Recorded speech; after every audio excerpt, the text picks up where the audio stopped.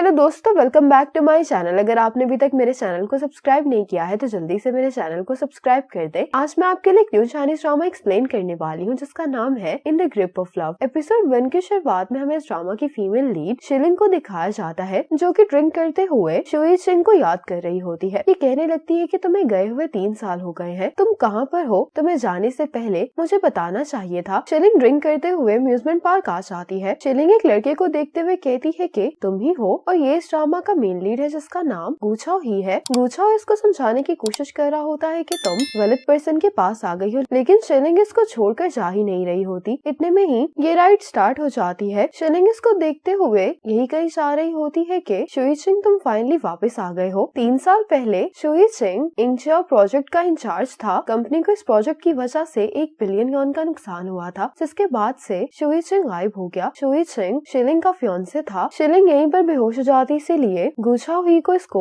Hotel लाना पड़ता है। गुचाओ ही जब यहाँ से जा रहा होता है तो शिलिंग इसको कहती है कि तुम मत जाओ। अगली सुबह शिलिंग की जब आंख खुलती है तो ये बहुत हैरान होती है और सोचने लगती है कि कल रात क्या हुआ था। शिलिंग जब गुचाओ ही का आईडी कार्ड देखती है तो इसको मालूम होता है कि ये इससे 9 साल छोटा है। शिलिंग अब जल्दी से यहाँ से निकलना चाह रही होती, इतने में ही गुचाओ ही आ जाता है। उससे कहता है कि हम दोनों साथ में निकल सकते हैं। शिलिंग बहुत कूल बनकर इससे बात कर रही होती है। गुचाओ ही कहता है कि तुम गलत समझ रही हो, लेकिन ये गुचाओ ही को बोलने का मौका नहीं देती और इससे इसका नंबर लेती है और जल्दी से पैसे ट्रांसफर कर देती है। शिलिंग कहती है कि मैंने तुम्हें होटल के चार्जेस ट्रांसफर कर दिए हैं। गुचाओ ही कहता है कि वो तो सिर्फ 380 यॉन थे और तुमने मुझे 10,000 यॉन ट्रांसफर कर दिए हैं। शिलिंग कहती है कि बाकी के पैसों का तुम अपने लिए कुछ खरीद लेना। ये कहकर शिलिंग चली जाती है। बाहर आने के बाद शिलिंग अपने आप से कहती है कि क्या कहीं मैंने कुछ ज्यादा ओवर एक्टिंग तो नहीं की। इतने में इसको शाओचिंग की कॉल आ जाती है जो कि इसको बताती है कि मिस्टर मू तुमसे मिलने के लिए आए हैं। शिलिंग कहती है कि तुम मिस्टर मू से कह दो कि आज मैं ऑफिस नहीं आ सकूंगी, मुझे फोटोशूट को सुपरवाइज करना है। गुचाओ ही कॉल पर बात करते हुए किसी से कह रहा होता है कि मेरी मुलाकात शिलिंग से हो गई है, लेकिन मुझे नहीं लगता कि वो इस काम के लिए सूटेबल है। शिलिंग जब शूट के लिए पहुंचती तो उसको बताया जाता है कि जो मॉडल्स इन्होंने शूट के लिए सिलेक्ट किए थे आज वो यहाँ पर नहीं आ रहे हैं, इसलिए प्रोड्यूसर जांग ने एक और मॉडल को हायर किया है। आप देखकर फाइनल कर दें। शिलिंग कहती है कि हमारे पास अभी चॉइस का टाइम नहीं, इसलिए तुम इसी को फाइनल कर दो। अब प्रोड्यूसर जांग जब इस मॉडल को बुलाते हैं तो शिलिंग ये देखकर हैरान हो जाती है कि ये गुचाओ ही है। इसको देखते ही शिलिंग जल्दी से ग्लासेस लगा लेती है। शिलिंग अपनी असिस्टेंट से कहती है कि मेरी जगह पर तुम मुझसे मिलोगी। प्रोड्यूसर जांग गुचाओ ही से कहते हैं कि ये मिस लिंग है, लेकिन गुचाओ ही शिलिंग को देख लेता है। अब शिलिंग गुचाओ ही से जान छुड़वाना चाह रही होती तो ये अपनी असिस्टेंट शाओचिंग को मैसेज करके कहती है कि तुम इनसे कहो कि ये मॉडल हमारे साथ काम नहीं कर सकता है। शाओचिंग जब ये बात सबसे कहती है तो सब हैरान हो जाते हैं क्योंकि शूट काफी अच्छा चल रहा होता है। ये सुनने के बाद गुचाओ ही शिलिंग के पास आता और इसको मिस लिंग कहकर बुलाता है। तो शिलिंग कहती है कि मैं मिस लिंग नहीं हूँ। तो गुचाओ ही कहता है कि पेमेंट कोड पर मैंने तुम्हारा नाम देख लिया था, क्या तुम मुझे यहाँ से निकाल कर बदला लेना चाह रही हो? शिलिंग कहती है कि मैं भला तुमसे बदला क्यों लूंगी, मैं बहुत प्रोफेशनल हूँ। गुचाओ ही कहता है कि तुम्हें जो भी प्रॉब्लम्स है हम उसे फिक्स कर सकते हैं। शिलिंग कहती है कि कोई और मॉडल ही ये शूट करेगा। गुचाओ ही सबसे कहता है कि मिस लिंग कह रही है कि मुझे नए स्टाइल की जरूरत है, हम वैसा ही करेंगे जैसा शिलिंग हमसे करने के लिए कह रही है। अब फिर से शूट स्टार्ट हो जाता है। शूट के बाद शाओचिंग आकर शिलिंग से पूछती है कि क्या आप इस मॉडल को जानती हैं? तो शिलिंग कहती है कि मैं तो उसकी शक्ल भी नहीं देखना चाहती, ये कहकर ये चली जाती है। अब शिलिंग मिस्टर मू से मिलने के लिए आती है। मिस्टर मू इससे पूछते हैं कि शूट कैसा रहा? तो शिलिंग कहती है कि शूट काफी अच्छा हो गया है। मिस्टर मू कहते हैं कि मैं जानता हूँ कि तुम्हें दूसरों के साथ बाहर जाकर खाना खाना अच्छा नहीं लगता, इसलिए मैंने तुम्हारे फेवरेट रेस्टोरेंट से खाना यहीं पर मंगवा लिया है। शिलिंग कहती है कि मुझे बिल्कुल भी भूख नहीं लगी। मिस्टर मू कहते हैं कि कोई बात नहीं। शिलिंग कहती है कि अगर आपको कोई और बात नहीं करनी तो फिर मुझे वापस जाकर काम करना है। मिस्टर मू कहते हैं कि तुम्हें इतना ज्यादा काम करने की जरूरत नहीं है, तुम ये छोटे मोटे काम दूसरों पर भी छोड़ सकती हो। लेकिन शिलिंग कहती है कि आप बहुत नाइस है, इसलिए मैं आपको शिकायत का मौका नहीं देना चाहती। मिस्टर मू कहते हैं लेकिन फिर भी हेल्थ पहले आती है। शिलिंग मिस्टर मू की इन सब बातों को इग्नोर करके फौरन यहाँ से चली जाती है। अब शिलिंग को बताया जाता है कि इंटर्न आ गया है। शिलिंग कहती है कि तुम उसको अंदर भेज दो। शिलिंग ये देखकर बहुत हैरान होती है कि ये नया इंटर्न गुचाओ ही होता है। शिलिंग जब इसका रिज्यूमे देखती तो इसको मालूम होता है कि ये स्पोर्ट्स यूनिवर्सिटी का स्टूडेंट है और इससे पूछती है कि हम एक स्टूडेंट को इंटर्नशिप क्यों दें, तुम तो ग्रेजुएट भी नहीं हो। गुचाओ ही कहता है क्योंकि मैं एक आउटस्टैंडिंग स्टूडेंट हूँ। शिलिंग कहती कि क्या तुम्हें मालूम भी है कि हमारी कंपनी क्या काम करती है? तो ये कहने लगता है कि शनशिंग ग्रुप एक फैशन कंपनी है जो कि डिफरेंट ब्रांड्स के साथ काम करते हुए उनके प्रोडक्ट्स को प्रमोट करती है। शिलिंग एंडी को बाहर भेजती है और गुचाओ ही से कहती है कि आखिर तुम चाहते क्या हो, क्यों शिलिंग के ये सब कोई इत्तेफाक तो नहीं हो सकता। गुचाओ ही कहता है कि मैंने अपना रेज्यूमे 2 महीने पहले सबमिट करवाया था और इंटरव्यू के बाद ही मुझे ये इंटर्नशिप मिली है। और जहाँ तक बात रही मॉडलिंग जॉब की, तो उसकी ऑफर मुझे 3 दिन पहले आई थी, लेकिन शिलिंग को इसकी बात पर यकीन नहीं आ रहा होता। गुचाओ ही कहता है कि कल रात मेरी जब तुमसे मुलाकात हुई तो उस टाइम पर तुम ड्रंक थी। स्टाफ ने हमें साथ देख लिया था, इसलिए अगर तुम्हें कुछ भी हो जाता तो पुलिस सबसे पहले मेरे पास ही आती, इसलिए मैं तुम्हें होटल ले गया था। और इसे बताता है कि वॉमिट की वजह से मेरे कपड़े खराब हो गए थे। गुचाओ ही अपने आप से कहता है कि मुझे मालूम था कि तुम ये सब पूछोगे, इसलिए मैं प्रिपेयर होकर आया था। शिलिंग कहती है कि तुम स्पोर्ट्स स्टूडेंट हो, इसलिए मैनेजमेंट ट्रेनिंग के तौर पर तुम्हें हायर नहीं किया जा सकता। मुझे लगता है कि एचआर से जरूर कोई गलती हो गई है। गुचाओ ही कहता है कि अगर तुमने मुझे यहाँ से निकालने की कोशिश की तो मैं ऑफिस में हम दोनों के बारे में सबको बता दूंगा। ये सुनकर शिलिंग कहती है कि तुम कल से काम पर आ सकते हो, लेकिन ये बात याद रखना कि अगर तुम इंटर्नशिप असेसमेंट पास नहीं कर सके तो तुम्हें यहाँ से जाना होगा। गुचाओ ही कहता है कि ठीक है। जाने से पहले गुचाओ ही शिलिंग को इनहेलर देता और कहता है कि मैंने यहाँ पर आने से पहले ये खरीदा था। ये कहकर ये चला जाता है। एक्चुअल में गुचाओ ही जब इसको होटल लेकर जा रहा था तब शिलिंग के बैग से इनहेलर गिर गया था। अगली सुबह गुचाओ ही काम पर आ जाता है। शिलिंग इससे पूछते कि क्या तुम्हें ड्राइविंग करनी आती है, तो गुचाओ ही कहता है कि हाँ। शिलिंग कहती है कि फिर तुम मेरे साथ आओ। शिलिंग गुचाओ ही से कहती है कि अगर तुम इतनी स्लो स्पीड में गाड़ी चलाओगे तो फिर मैं तुम्हारे 2 पॉइंट्स काट लूंगी। गुचाओ ही कहता है कि मुझे अभी अपना ड्राइविंग लाइसेंस मिला है। शिलिंग इसको कार रोकने के लिए कहती है और अब शिलिंग खुद ड्राइविंग सीट पर आकर बैठ जाती है। शिलिंग के बैग से इनहेलर फिर से बाहर निकल जाता है। एडवर्टाइजमेंट एजेंसी पहुंचकर शिलिंग गुचाओ ही से कहती है कि तुम मेरा पीछा क्यों कर रहे हो, जाकर कार पार्क करो। अब शिलिंग अंदर आकर अपने काम में मसरूफ हो जाती है। यहाँ पर एक आदमी फूलों का बुके लेकर गुजरता है, जिसकी वजह से शिलिंग का सांस खराब होने लगता है। ये लड़का ये फ्लावर्स शिलिंग के पास ही रखकर चला जाता है। शिलिंग कॉन्सेंट्रेट करने की अपनी पूरी कोशिश कर रही होती है, लेकिन इसकी तबीयत ज्यादा खराब हो जाती है। ये शिलिंग की मेडिसिन ढूंढने की कोशिश कर रहे होते हैं, लेकिन इन्हें शिलिंग का इनहेलर नहीं मिलता। इसके साथ ही यहाँ पर गुचाओ ही शिलिंग के पास आ जाता है और इनसे कहने लगता है कि क्या तुम लोगों को नहीं मालूम कि इसको एस्मा है, इन फ्लावर्स की वजह से ही शिलिंग की तबीयत खराब हुई है। गुचाओ ही जल्दी से शिलिंग को उठाता है और बाहर भागता है। शिलिंग को इसका इनहेलर देने के बाद गुचाओ ही शिलिंग से कहता है कि तुम बहुत जल्द ठीक हो जाओगी। आज शिलिंग ने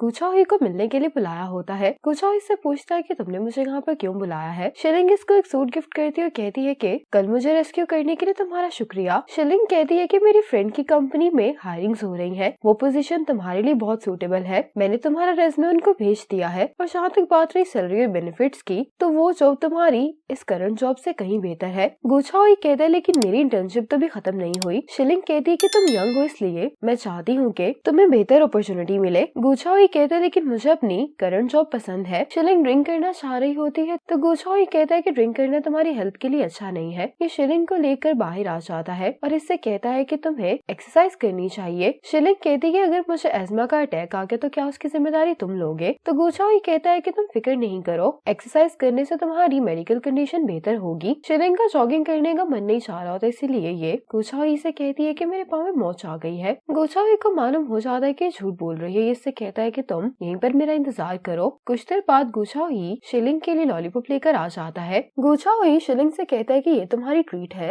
ये देखकर शिलिंग को इस पर गुस्सा आ जाता है और इसके पीछे भागने लगती है। गुचाओ ही के पीछे भागते हुए शिलिंग गिर जाती है। गुचाओ ही कहता है कि मैं दोबारा तुम्हारी ट्रिक में नहीं फंसूंगा, लेकिन इस बार वाकई में शिलिंग के पाँव में मोच आ गई होती है। शिलिंग गुचाओ ही से कहती है कि अब मुझे घर पर चलकर रेस्ट करना चाहिए, तो गुचाओ ही कहता है कि मैं तुम्हें छोड़ देता हूँ। शिलिंग कहती है कि इसकी जरूरत नहीं है, मैं खुद ही चली जाऊंगी। गुचाओ ही कहता है कि तुम इस तरह से कैसे वापस जाओगी। ये कहकर गुचाओ ही शिलिंग को लेकर चला जाता है। घर पर आकर गुचाओ ही शिलिंग के पाँव में मेडिसिन लगा रहा होता है कि इतने में यहाँ पर लाइट चली जाती है। अंधेरा होते ही शिलिंग डर जाती है, तो गुचाओ ही कहता है कि क्या तुम्हें अंधेरे से डर लगता है। शिलिंग कहती है कि हाँ। शिलिंग को देखकर गुचाओ अपने आप से कहता है कि मुझे इसके लिए बुरा क्यों लग रहा है। शिलिंग कहती है कि कैबिनेट में तुम्हें कैंडल्स मिल जाएंगी। गुचाओ ही कैंडल्स लेने के लिए जब ड्रॉर खोलता है तो ये देखकर हैरान होता है कि शुई सिंह की चीजें अभी भी शिलिंग ने संभाल कर रखी है। काफी देर से गुचाओ ही इन्हीं को देखे जा रहा होता है, इसलिए शिलिंग को लगता है कि शायद इसको कैंडल्स मिल नहीं रही हैं। गुचाओ ही पीछे मुड़ते ही कहता है कि मुझे कैंडल्स मिल गई हैं। तो सामने शिलिंग खड़ी होती है। अब शिलिंग के हाथ से यहाँ पर बॉटल गिर जाती है। शिलिंग ने जूता नहीं पहना होता, इसलिए गुचाओ इसको सोफे तक लेकर आता है। गुचाओ ही कैंडल्स जलाने के बाद शिलिंग से कहता है कि अब तुम्हें डरने की जरूरत नहीं है। ये देखकर शिलिंग को अच्छा लग रहा होता है। गुचाओ ही को इसके अंकल की कॉल आती है, जिसके बाद ये शिलिंग से कहता है कि मैं वापस जा रहा हूँ। शिलिंग गुचाओ ही से कहती है कि क्या तुम रुक नहीं सकते। गुचाओ ही शिलिंग के कहने पर रुक जाता है। शिलिंग उसको कहती है कि मैं तुम्हें कंपनी से निकालने के लिए अपने फ्रेंड की कंपनी में जॉब करने की ऑफर नहीं कर रही थी, बल्कि मुझे वाकई में लगता है कि तुम अच्छी अपॉर्चुनिटी डिजर्व करते हो। गुचाओ ही कहता है कि मैं किसी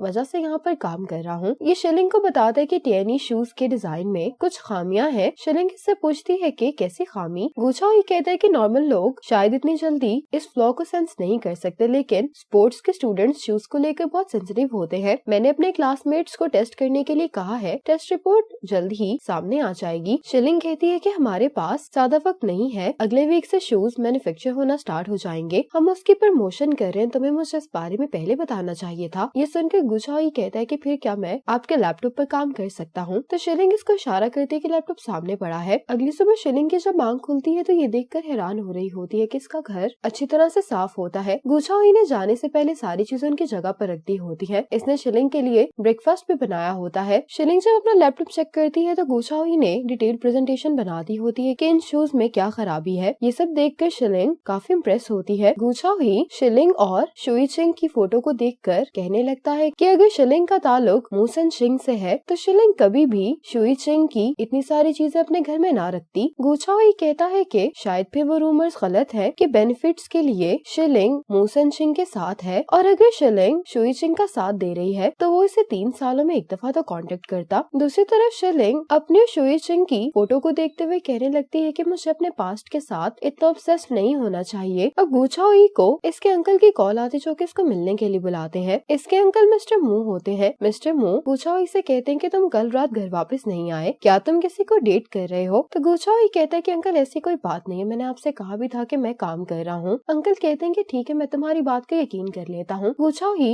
अपने अंकल से कहता है कि आपने मुझसे वादा किया था कि हमारे रिलेशनशिप के बारे में आप किसी को भी पता नहीं लगने देंगे, इसलिए शायद हमें इस तरह से नहीं मिलना चाहिए। अगर हमें किसी ने साथ देख लिया तो रूमर्स फैल सकते हैं। अब शिलिंग गुचाओ ही को अपने ऑफिस में बुलाती है और इससे कहती है कि मुझे तुमसे एक छोटी सी फेवर चाहिए। गुचाओ ही कहता है कि कैसी फेवर। तो शिलिंग कहती है कि तुम्हें आज रात मेरे साथ कहीं पर चलना होगा। गुचाओ ही कहता है कि आज मुझे यूनिवर्सिटी में काम है, अगर मेरा काम जल्दी खत्म हो गया तो मैं आपके साथ जरूर चलूंगा। शिलिंग कहती है कि कोई बात नहीं, तुम जा सकते हो। शिलिंग की फ्रेंड इससे कह रही होती है कि मुझे नहीं लगा था कि तुम यहाँ पर आओगी। तो शिलिंग कहती है कि ये सिर्फ क्लास गैदरिंग ही तो है। शिलिंग की क्लासमेट्स इससे पूछने लगती हैं कि तुम्हारी तो एंगेजमेंट हो गई थी ना, तो तुम्हारी शादी कब होगी। लेकिन शिलिंग की फ्रेंड इन्हें मना कर देती है कि ये इस तरह के सवाल मत पूछे। अब ये आपस में गॉसिप करने लगती है कि इसके बॉयफ्रेंड ने कोई गलत काम किया था और शादी से पहले कहीं भाग गया है। शिलिंग इनकी बातें सुनकर हंस रही होती है। कुछ ही देर बाद यहाँ पर गुचाओ ही आ जाता है और शिलिंग से कहता है कि मुझे माफ करना, मुझे आने में थोड़ी देर हो गई है। शिलिंग की फ्रेंड इससे पूछती है कि ये कौन है। तो गुचाओ ही कहता है कि मैं शिलिंग का बॉयफ्रेंड हूँ। सब लोग शिलिंग के बॉयफ्रेंड को देखकर काफी सरप्राइज हो जाते हैं। गुचाओ ही इसकी क्लासमेट को एंगेजमेंट की मुबारकबाद देता है और फिर सबसे कहता है कि मुझे शिलिंग एक जरूरी काम है। ये कहकर ये दोनों यहाँ से चले जाते हैं। बाहर आने के बाद शिलिंग गुचाओ ही को आने के लिए थैंक्स बोलती है। गुचाओ ही शिलिंग से कहता है कि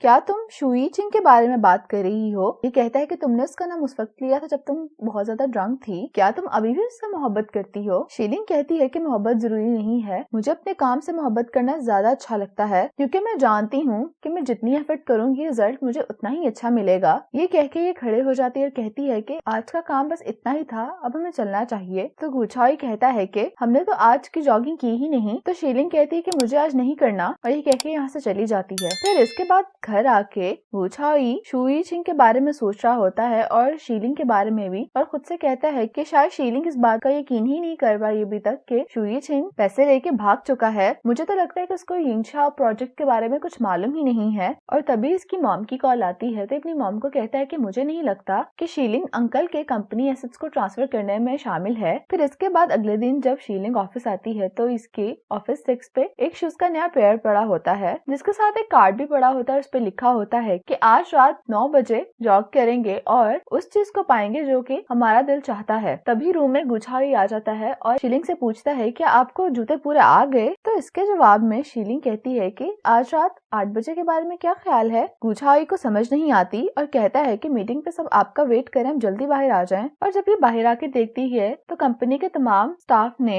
ये नए जूते पहने होते हैं जो कि इन्हीं के ब्रांड के होते हैं, वो सिर्फ टेस्ट के लिए, जबकि शीलिंग समझ रही थी कि स्पेशली गुछाई इसके लिए लेके आया होता है। इसके बाद मीटिंग शुरू हो जाती है। उनके शूज के लॉन्च के बारे में तमाम डिस्कशंस होने लग जाती हैं। शाओजिंग कहती है कि शूज की टैगलाइन भी डिसाइड हो गई है, आप एक दफा देख के बता दें कि आपको वो कैसी लगी है। और ये जो थोड़ी देर पहले इसने कार्ड पढ़ा था वो एक्चुअल में इनके ब्रांड की टैगलाइन थी। ये कहती है कि टैगलाइन किसने लिखी है, कोई भी हाथ खड़ा नहीं करता। तो ये कहती है कि काफी अच्छी लिखी है, तो मालूम होता है कि ये गुछाई ने लिखी है और ये इसे प्रूव कर देती है। और फिर पूछती है कि कार्ड की टाइप सेटिंग किसने सेट की है, तो एंडी फौरी तौर पे हाथ खड़ा कर लेता है, लेकिन ये इसे पसंद नहीं आती। तो कहती है कि तुम्हारा इस महीने का बोनस अब तुम्हें नहीं दिया जाएगा। फिर मीटिंग खत्म हो जाती है और शाम में ये अपने ऑफिस में ही बैठी होती है कि इसको एक अननोन नंबर से कॉल आती है। तो ये आदमी से कह रहा होता है कि तुम्हें क्या लगता था कि तुम अपना नंबर, अपने घर का पता बदल लोगी तो क्या मैं तुम्हें कभी ढूंढ नहीं पाऊंगा। ये सुनते ही ये फौरन से डर जाती है, कॉल को डिक्लाइन कर देती है। ये इसी तरह थोड़ी सहमी हुई बाहर आती है तो देखती है कि गुछाई बाहर बैठा होता है और कहता है कि क्या जॉगिंग पे नहीं जाना था, आप ही ने कहा था कि 8 बजे चलेंगे लेकिन आप खुद लेट आई। फिर सुन के ये मुस्कुराने लग जाती है और फिर इसके बाद ये दोनों जॉगिंग करने लग जाते हैं। शीलिंग जॉगिंग करते करते थक जाती है, लेकिन गुछाई इसे मोटिवेट कर रहा होता है कि तुम्हें इतनी जल्दी हार माननी नहीं चाहिए और इसे कहता है कि जॉगिंग को अपने हैबिट बनाना तुम्हारे अस्थमा के लिए काफी अच्छा है। ये कहती है कि हाँ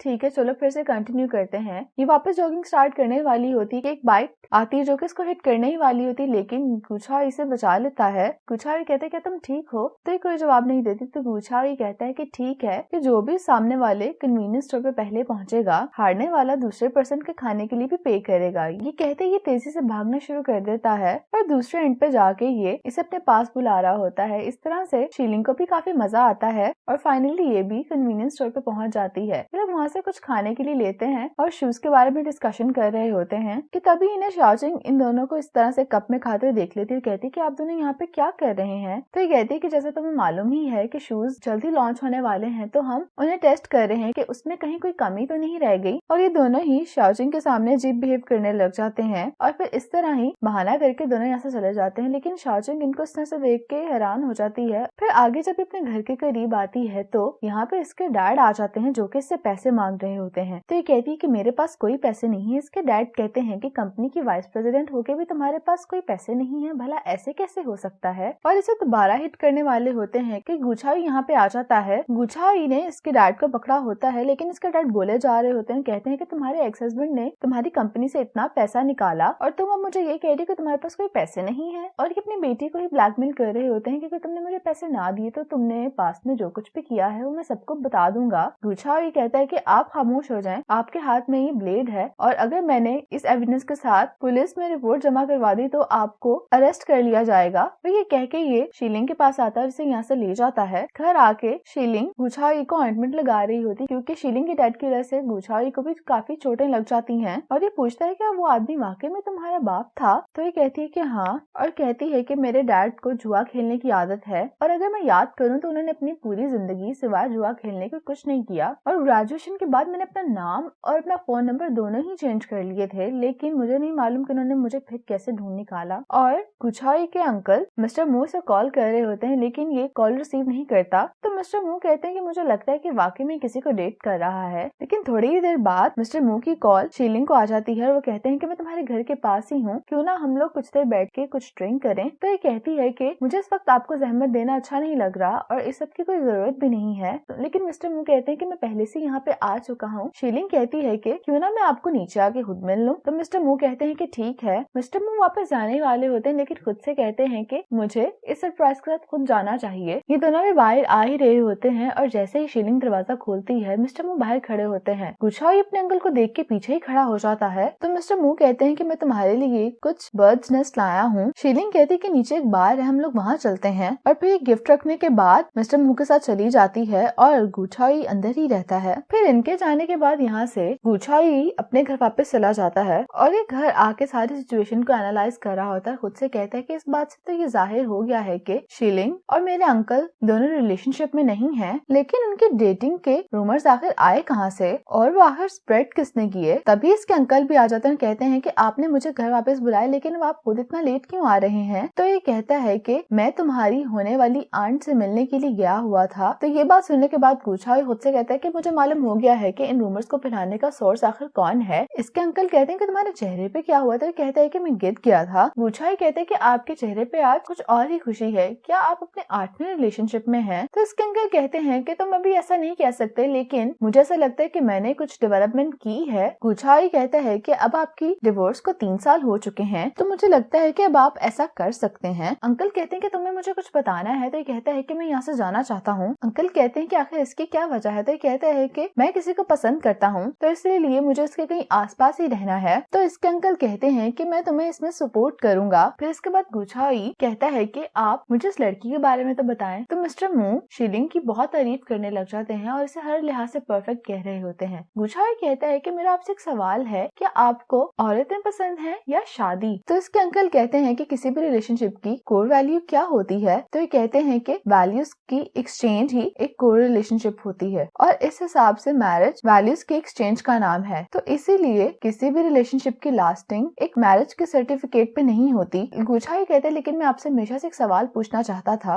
और कहता है कि आपने मेरी पिछली 7 आंट्स को क्या सिंसियरली ट्रीट किया है? तो इस पे इसका अंकल कहता है कि हाँ, मेरे ख्याल में तो मैंने ऐसे ही किया है, मैंने उनको उनकी जरूरत की हमेशा हर चीज दी। और फिर इसके बाद अगले दिन ब्रांड की फर्स्ट लॉन्च होती है। शीलिंग अपने तमाम स्टाफ मेंबर्स को इंस्ट्रक्ट कर रही होती है कि आज किसी से भी कोई गलती नहीं होनी चाहिए, और ये कह के यहाँ से चली जाती है। उसी दौरान गुछाई को प्रॉपर्टी डीलर की कॉल आती है। तो गुछाई कहते कि मैंने तुम्हें इतनी दफा बताया कि मुझे अपार्टमेंट नंबर 1019 ही चाहिए, और कहता है कि अगर जो करंट रेंटी वहाँ से जाने के लिए तैयार है तो उससे बताओ कि मैं उसे कंपनसेशन के तौर पे 1 साल का एक्स्ट्रा रेंट देने के लिए भी तैयार हूँ। और फिर इसके बाद इवेंट स्टार्ट हो जाता है, लेकिन जो होस्ट होती है वो स्टेज पे आके गड़बड़ कर देती है क्योंकि उसके कार्ड्स मिसिंग होते हैं, और पता चलता है कि वो कार्ड तो एंडी के पास होता है, वो उसको देना भूल जाता है। तभी यहाँ पे गुछाई आता है जो कि सारे मैटर को संभाल लेता है और आके अपना इंट्रोडक्शन देता है कि यही इस ब्रांड का मॉडल है। क्योंकि इसने इन शूज को अच्छी तरह से टेस्ट किया था, इसीलिए इसको इसके बारे में सभी नॉलेज थी। इन शूज के बारे में अच्छी तरह से ब्रीफिंग दे रहा होता है, और लास्ट पे कहता है कि मैं किसी को पसंद करता हूँ और उसके साथ हर रात को जॉगिंग करना मेरे दिन का फेवरेट पार्ट होता है। शीलिंग गुछाई की सारी बातें सुन के बहुत खुश हो रही होती है और ऑडियंस को भी इसकी ब्रीफिंग काफी अच्छी लगती है, और इस तरह से ये इवेंट एक सक्सेसफुल लॉन्च बन जाता है। सेरेमनी खत्म होने के बाद गुछाई शीलिंग के पास आता है और कहता है कि यार तुमने वो सुना जो मैंने लॉन्च के दौरान कहा था? शीलिंग इसका जवाब दिए बगैर कहती है कि तुमने आज इवेंट को टाइम से संभाल लिया था, तुमने बहुत अच्छा परफॉर्म किया। तो ये कहता है कि मैं मिस लिंग से नहीं बल्कि शीलिंग से पूछ रहा हूँ ये बात। तभी यहाँ पे एंडी आता है और कहता है कि गुछाई तुम्हें यहाँ पे खड़े होकर बातें नहीं करनी चाहिए, आके हमारे साथ खाना खाओ। वैसे भी मैं शीलिंग तो मोस्टली इस तरह के मील्स को ज्वाइन नहीं करती, लेकिन शीलिंग कहती है आज इतना इम्पोर्टेंट दिन है तो मैं आज जरूर आऊंगी। ये कह के यहाँ से चली जाती है और गुछाई भी चला जाता है। फिर इसके बाद ये सब लोग बैठ के खाना खाने लग जाते हैं। डिनर के दौरान शाओचिंग काफी ज्यादा ड्रिंक कर लेती है, कहती है कि तुमने लॉन्च के टाइम पे बताया था कि तुम किसी को पसंद करते हो, आखिर वो कौन है? तो गुछाई कहता है कि हाँ मैंने ऐसा कहा था, लेकिन मुझे ये बात नहीं मालूम कि वो भी मुझे पसंद करती है या नहीं। और शीलिंग के सारे टाइम मुंह नीचे करके बैठी होती है। ये सुनने के बाद फौरन ही शाओचिंग गुछाई को कहती है कि मैं तुम्हें पसंद करती हूँ। शाओचिंग इससे कहती है कि अगर तुमने उस लड़की से कन्फेस नहीं किया और तुम्हें ये भी नहीं मालूम कि वो तुम्हें पसंद करती है या नहीं, तो इसका मतलब ये है कि मेरे पास अभी भी एक चांस है। एंडी यहाँ पे बहुत ऑकवर्ड बिहेव करने लग जाता है, कहता है कि तुम आखिर ये कैसी नॉनसेंस बातें कर रही हो। और एंडी सबको बताने लग जाता है कि जब ये बहुत ज्यादा ड्रिंक कर लेती है तो इसी तरह की बातें करती है। जब ये वापस घर जा रहे होते हैं तो इसने ऑलमोस्ट गुछाई को हग किया ही होता है। एंडी बहुत कोशिश कर रहा होता है कि किसी तरह से गुछाई से उतर जाए, लेकिन शाओचिंग बहुत ज्यादा ड्रंक थी। शीलिंग पीछे खड़े होकर सब देख रही होती है, लेकिन कुछ कहे बगैर यहाँ से चली जाती है। तो एंडी फिर गुछाई को कहता है कि क्यों ना तुम ही इसको घर छोड़ दो, क्योंकि ये तो बिल्कुल भी होश में नहीं है। फिर इसके बाद शीलिंग घर आ जाती है, अंदर जाने वाली होती है कि तभी यहाँ पे गुछाई भी आ जाता है, कहता है कि मैंने तुमसे कुछ देर पहले सवाल पूछा था, लेकिन तुमने मुझे अभी तक उसका जवाब नहीं दिया। शीलिंग कहती क्या तुम अभी शाओचिंग को घर नहीं छोड़ के आए? तो ये कहता है कि मैं सिर्फ उसको उसकी गाड़ी में बिठा के आया हूँ। शीलिंग कहती लेकिन उसने तो कन्फेस कर दिया है। गुछाई कहते लेकिन मैं जिससे पसंद करता हूँ वो तो वही है जिसके साथ मैं रात को जॉगिंग पे जाता हूँ। शीलिंग कहती है कि मैं नहीं जानती कि तुम किसके साथ जॉगिंग पे जाते हो। तो गुछाई कहता है कि वो सिर्फ तुम ही हो। गुछाई इससे कहते हैं कि मैं तुम्हें पसंद करता हूँ, क्या तुम मेरी गर्लफ्रेंड बनोगी? शीलिंग इसकी किसी भी बात का जवाब नहीं देती। तो गुछाई कहता है कि ठीक है, मैं तुमसे दूसरा सवाल पूछता हूँ, क्या तुमने आज रात का डिनर सिर्फ मेरी वजह से ज्वाइन किया था। तो ये सर हिला के हाँ कहती है। तो गुचाई ये देख के मुस्कुराता है और फिर इसे किस करता है। फिर इसके बाद जब सुबह शीलिंग उठती है तो ये देखती है कि गुचाई यहाँ पे नहीं होता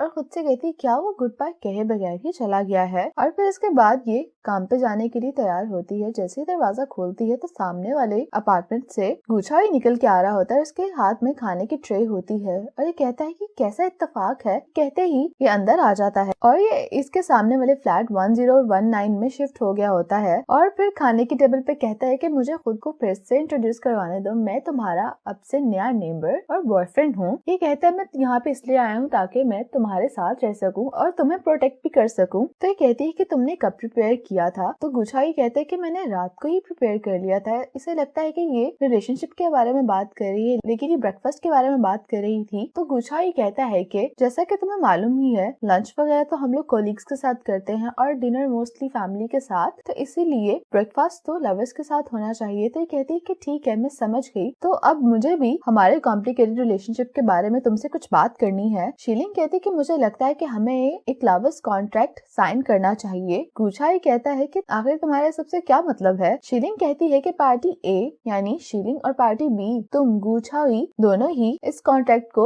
अपनी मर्जी के मुताबिक साइन करेंगे, कोई एक दूसरे को फोर्स नहीं करेगा और हम दोनों में से कोई भी इस रिलेशनशिप की वजह से अपने काम को निग्लेक्ट नहीं करेगा। यानी तुम ये बात हरगिज भी अपने दिमाग में मत लाना कि अब तुम मेरे बॉयफ्रेंड हो तो मैं काम के मामले में तुमसे नरमी से पेश आऊंगी। गुचाई कहता है कि मुझे इस बारे में कोई मसला नहीं है और तीसरी बात हमारा रिलेशनशिप पब्लिक नहीं होगा, कंपनी में हमारे बारे में किसी को भी मालूम नहीं होना चाहिए, प्राइवेट ही रहेगा। कि तुम्हें सबसे कोई मसला तो नहीं। तो ये कहता है कि मुझे मसला नहीं। तो शीलिंग कहती है कि चौथा पॉइंट ये है कि हम दोनों एक हेल्दी रिलेशनशिप को बिल्ड करने के लिए रोजाना एक दूसरे को 15 मिनट के लिए कॉल किया करेंगे और हर वीक हम लोग 3 डेट्स पे जाया करेंगे। ये कहते हैं कि अब अगर तुम्हें कोई इतराज ना हो तो हम ये कॉन्ट्रैक्ट बनवाने के लॉयर के पास चलते हैं और फिक्र मत करो, लॉयर के अलावा ये बात किसी को भी मालूम नहीं होगी। गुचाई को ये सुन के बहुत हंसी आ रही होती है लेकिन इसकी बात मान जाता है। गुचाई कहते हैं कि अब अगर अपने बात कर ली तो ब्रेकफास्ट कर लेते हैं। तो शीलिंग कहती है कि नहीं हम लोग वरना लेट हो जाएंगे। तो ये ब्रेकफास्ट एक बॉक्स में डाल लेती है, कहती है कि रास्ते में खा लेना। और फिर इसके बाद ये दोनों साथ ही जा रहे होते हैं। रास्ते में गुचाई इससे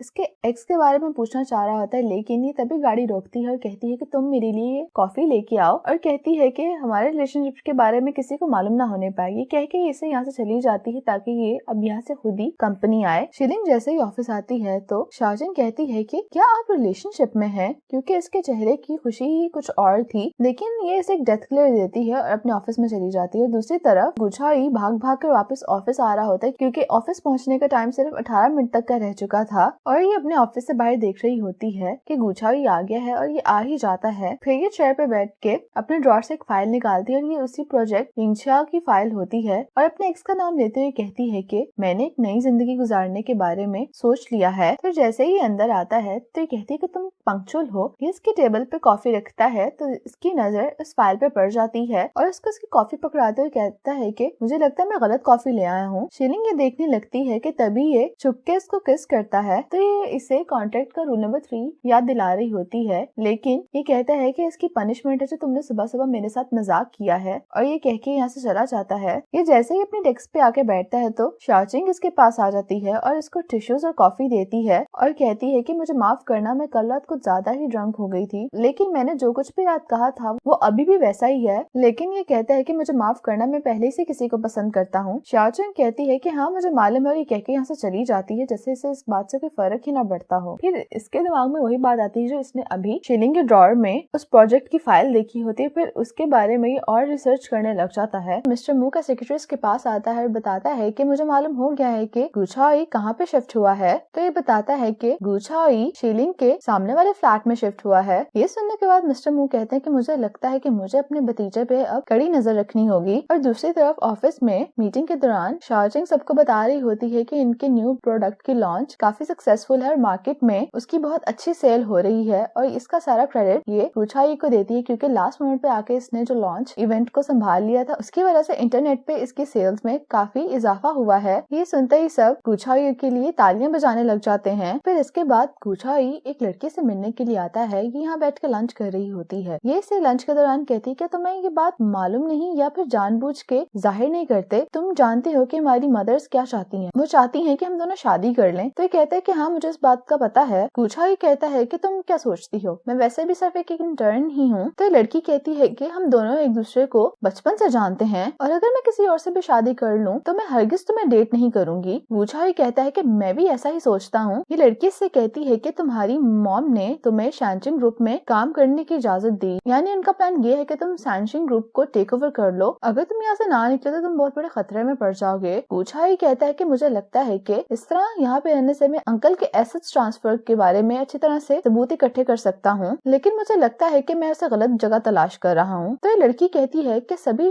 तुम्हारे अंकल और शीलिंग के रूमर्स के बारे में जानते हैं। तो गुछाई कहता है कि ये सब एक गलत फहमी है, शीलिंग ऐसी नहीं है। तो इसकी दोस्त कहती है कि तुम्हें वो बड़ी औरत पसंद आ गई है, क्या वो खूबसूरत है? गुछाई बिना किसी हेजिटेशन के कहता है कि हाँ, मुझे बड़ी उम्र की औरतें पसंद है, इसमें गलत क्या है? और यहाँ पे बैठे इनकी कोई पिक्चर्स खींच लेता है। इसके बाद गुछाई कहता है मैंने तुमसे जो काम कहा था उसका क्या बना? तो इसको एक फाइल देती है और इसे बताती है कि लेंग खांग कोई आसान आदमी नहीं है। उसने शिनलैंड के साथ एक एग्रीमेंट साइन किया था और एक एली नामी कंपनी के ऑपरेशनल राइट्स उसने हासिल कर लिए थे इसके बाद। और फिर जैसे ही एली के प्राइस बढ़े तो उसने शिनलैंड के शेयर को लिक्विडेट करने की भी कोशिश की थी। शुक्र है कि मेरी मॉम ने इस खतरे को भांप लिया था और कंपनी को बड़े नुकसान से बचा लिया। गुछाई कहता है कि हाँ, ये आदमी लेन खांग मेरे अंकल के साथ इन्वॉल्व था, यानी इसका कोई बहुत बड़ा मोटिव है। तभी इसको शीलिंग का मैसेज आ जाता है जो इसको डिनर करने के लिए बुलाती है। तो ये यहाँ से जा रहा होता है। तो ये कहती है कि तुम इतनी जल्दी क्यों जा रहे हो? तो ये कहता है कि मैं एक छोटा एम्प्लॉय हूँ, यानी मुझे काम पे लौटना होगा। तो ये कहती है कि तुम मुझे कंपनसेट कैसे करोगे? गुछाई इसे कहने लगता है कि जहाँ पे मैं रहता हूँ वहाँ का जिम काफी अच्छा है, तो मैं वहाँ पे तुम्हें 1 साल की मेंबरशिप दे दूंगा। तो ये कहती है कि बस इतना ही? तो साथ ये कहता है कि मैं तुम्हारे लिए वहाँ पे कोई बहुत ही हैंडसम ट्रेनर का इंतजाम भी कर दूंगा। तो ये सुनते ही खुश हो जाती है और उसके साथ ये डील कर लेती है। ये जब जा रहा होता है तो इसे वॉइस नोट करता है और कहता है कि रास्ते में बहुत रश था, इसीलिए मैं अभी तक नहीं पहुंच सका, लेकिन बस मैं थोड़ी देर में आ रहा हूँ। तो इसे शीलिंग का मैसेज आता है और कहती है कि यहाँ भी काफी रश था इसलिए मैं चली गई। फिर इसके बाद शीलिंग घर पे होती है, डोरबेल बजती है। ये दरवाजा खोलना चाहती है तो गुछाई आया होता है जो कि इसके लिए बहुत ही प्यारा केक लेके आया होता है, लेकिन शीलिंग इसे थोड़ा सा नाराज होती है। ये अपना चेहरा आगे करता है ताकि ये इसे किस करे, लेकिन ये ऐसा नहीं करती। गुछाई अंदर आ जाता है, कहता है कि देखो मैं तुम्हारे लिए कितना प्यारा केक लेके आया हूँ, लेकिन शीलिंग कोई जवाब नहीं देती, पर ये ऐसे ही अपना चेहरा आगे किए रखता है। तो शीलिंग मुस्कुरा के इसको किस कर देती। फिर इसके बाद मिस्टर मू को शीलिंग की कॉल आती है और बताती है कि मैंने अपने डिपार्टमेंट के कोलीग्स के साथ जियांगचेंग जाने का फैसला किया है मार्केट रिसर्च के लिए, और मैं अभी जियांगचेंग में ही हूँ। मिस्टर मू कहते हैं तुम्हें ज्यादा काम करने की जरूरत नहीं है, ठीक है फिर हम यहीं पे मिलेंगे। तो फोन कटने के बाद मिस्टर मू अपने ड्राइवर को कहते हैं कि अब ऑफिस जाने की जरूरत नहीं है, तुम डायरेक्ट जियांगचेंग चलो। और यहाँ दूसरी तरफ गुछाई और शीलिंग जियांगचेंग में एक रेस्टोरेंट में बैठ के ब्रेकफास्ट कर रहे होते हैं। तो गुछाई कहता है कि हमें सिर्फ यहाँ पे इतनी सुबह सुबह ब्रेकफास्ट करने के लिए नहीं आना चाहिए था, लेकिन शीलिंग अपना ब्रेकफास्ट बहुत ज्यादा एंजॉय कर रही होती है और कहती है कि तुम्हें मालूम है कि ये जियांगचेंग का सबसे बिजी कमर्शियल सेंटर है। और यहाँ दूसरी तरफ मिस्टर मू का सेक्रेटरी इसे बताता है कि शीलिंग जियांगचेंग गुछाई के साथ गई हैं और इसके बाद ये दोनों ही शू मार्केट में डिफरेंट ब्रांड्स के शूज को चेक करने के लिए चले जाते हैं। फिर मार्केट रिसर्च के बाद ये लोग बैठ के लंच करते हैं। तो शीलिंग इससे कहती है कि हमारे शू ब्रांड की सेल्स यहाँ पे 40% भी नहीं है। तो गुछाई कहते हैं ये सिर्फ इसलिए है कि हुएर जो एक दूसरा शू ब्रांड है वो अपनी सारी कलेक्शन पे 70% डिस्काउंट देता है, वो भी पूरा साल। तो शीलिंग कहती है हुएर जो ब्रांड है वो शिनलैंड ग्रुप के अंडर है ना, और वो कंपनी हमारी मेन कॉम्पिटिटर है। अगर हम चाहते हैं कि हमारी सेल शिनलैंड की सेल से ज्यादा हो तो हम उनके साथ एक प्राइस वॉर नहीं शुरू कर सकते।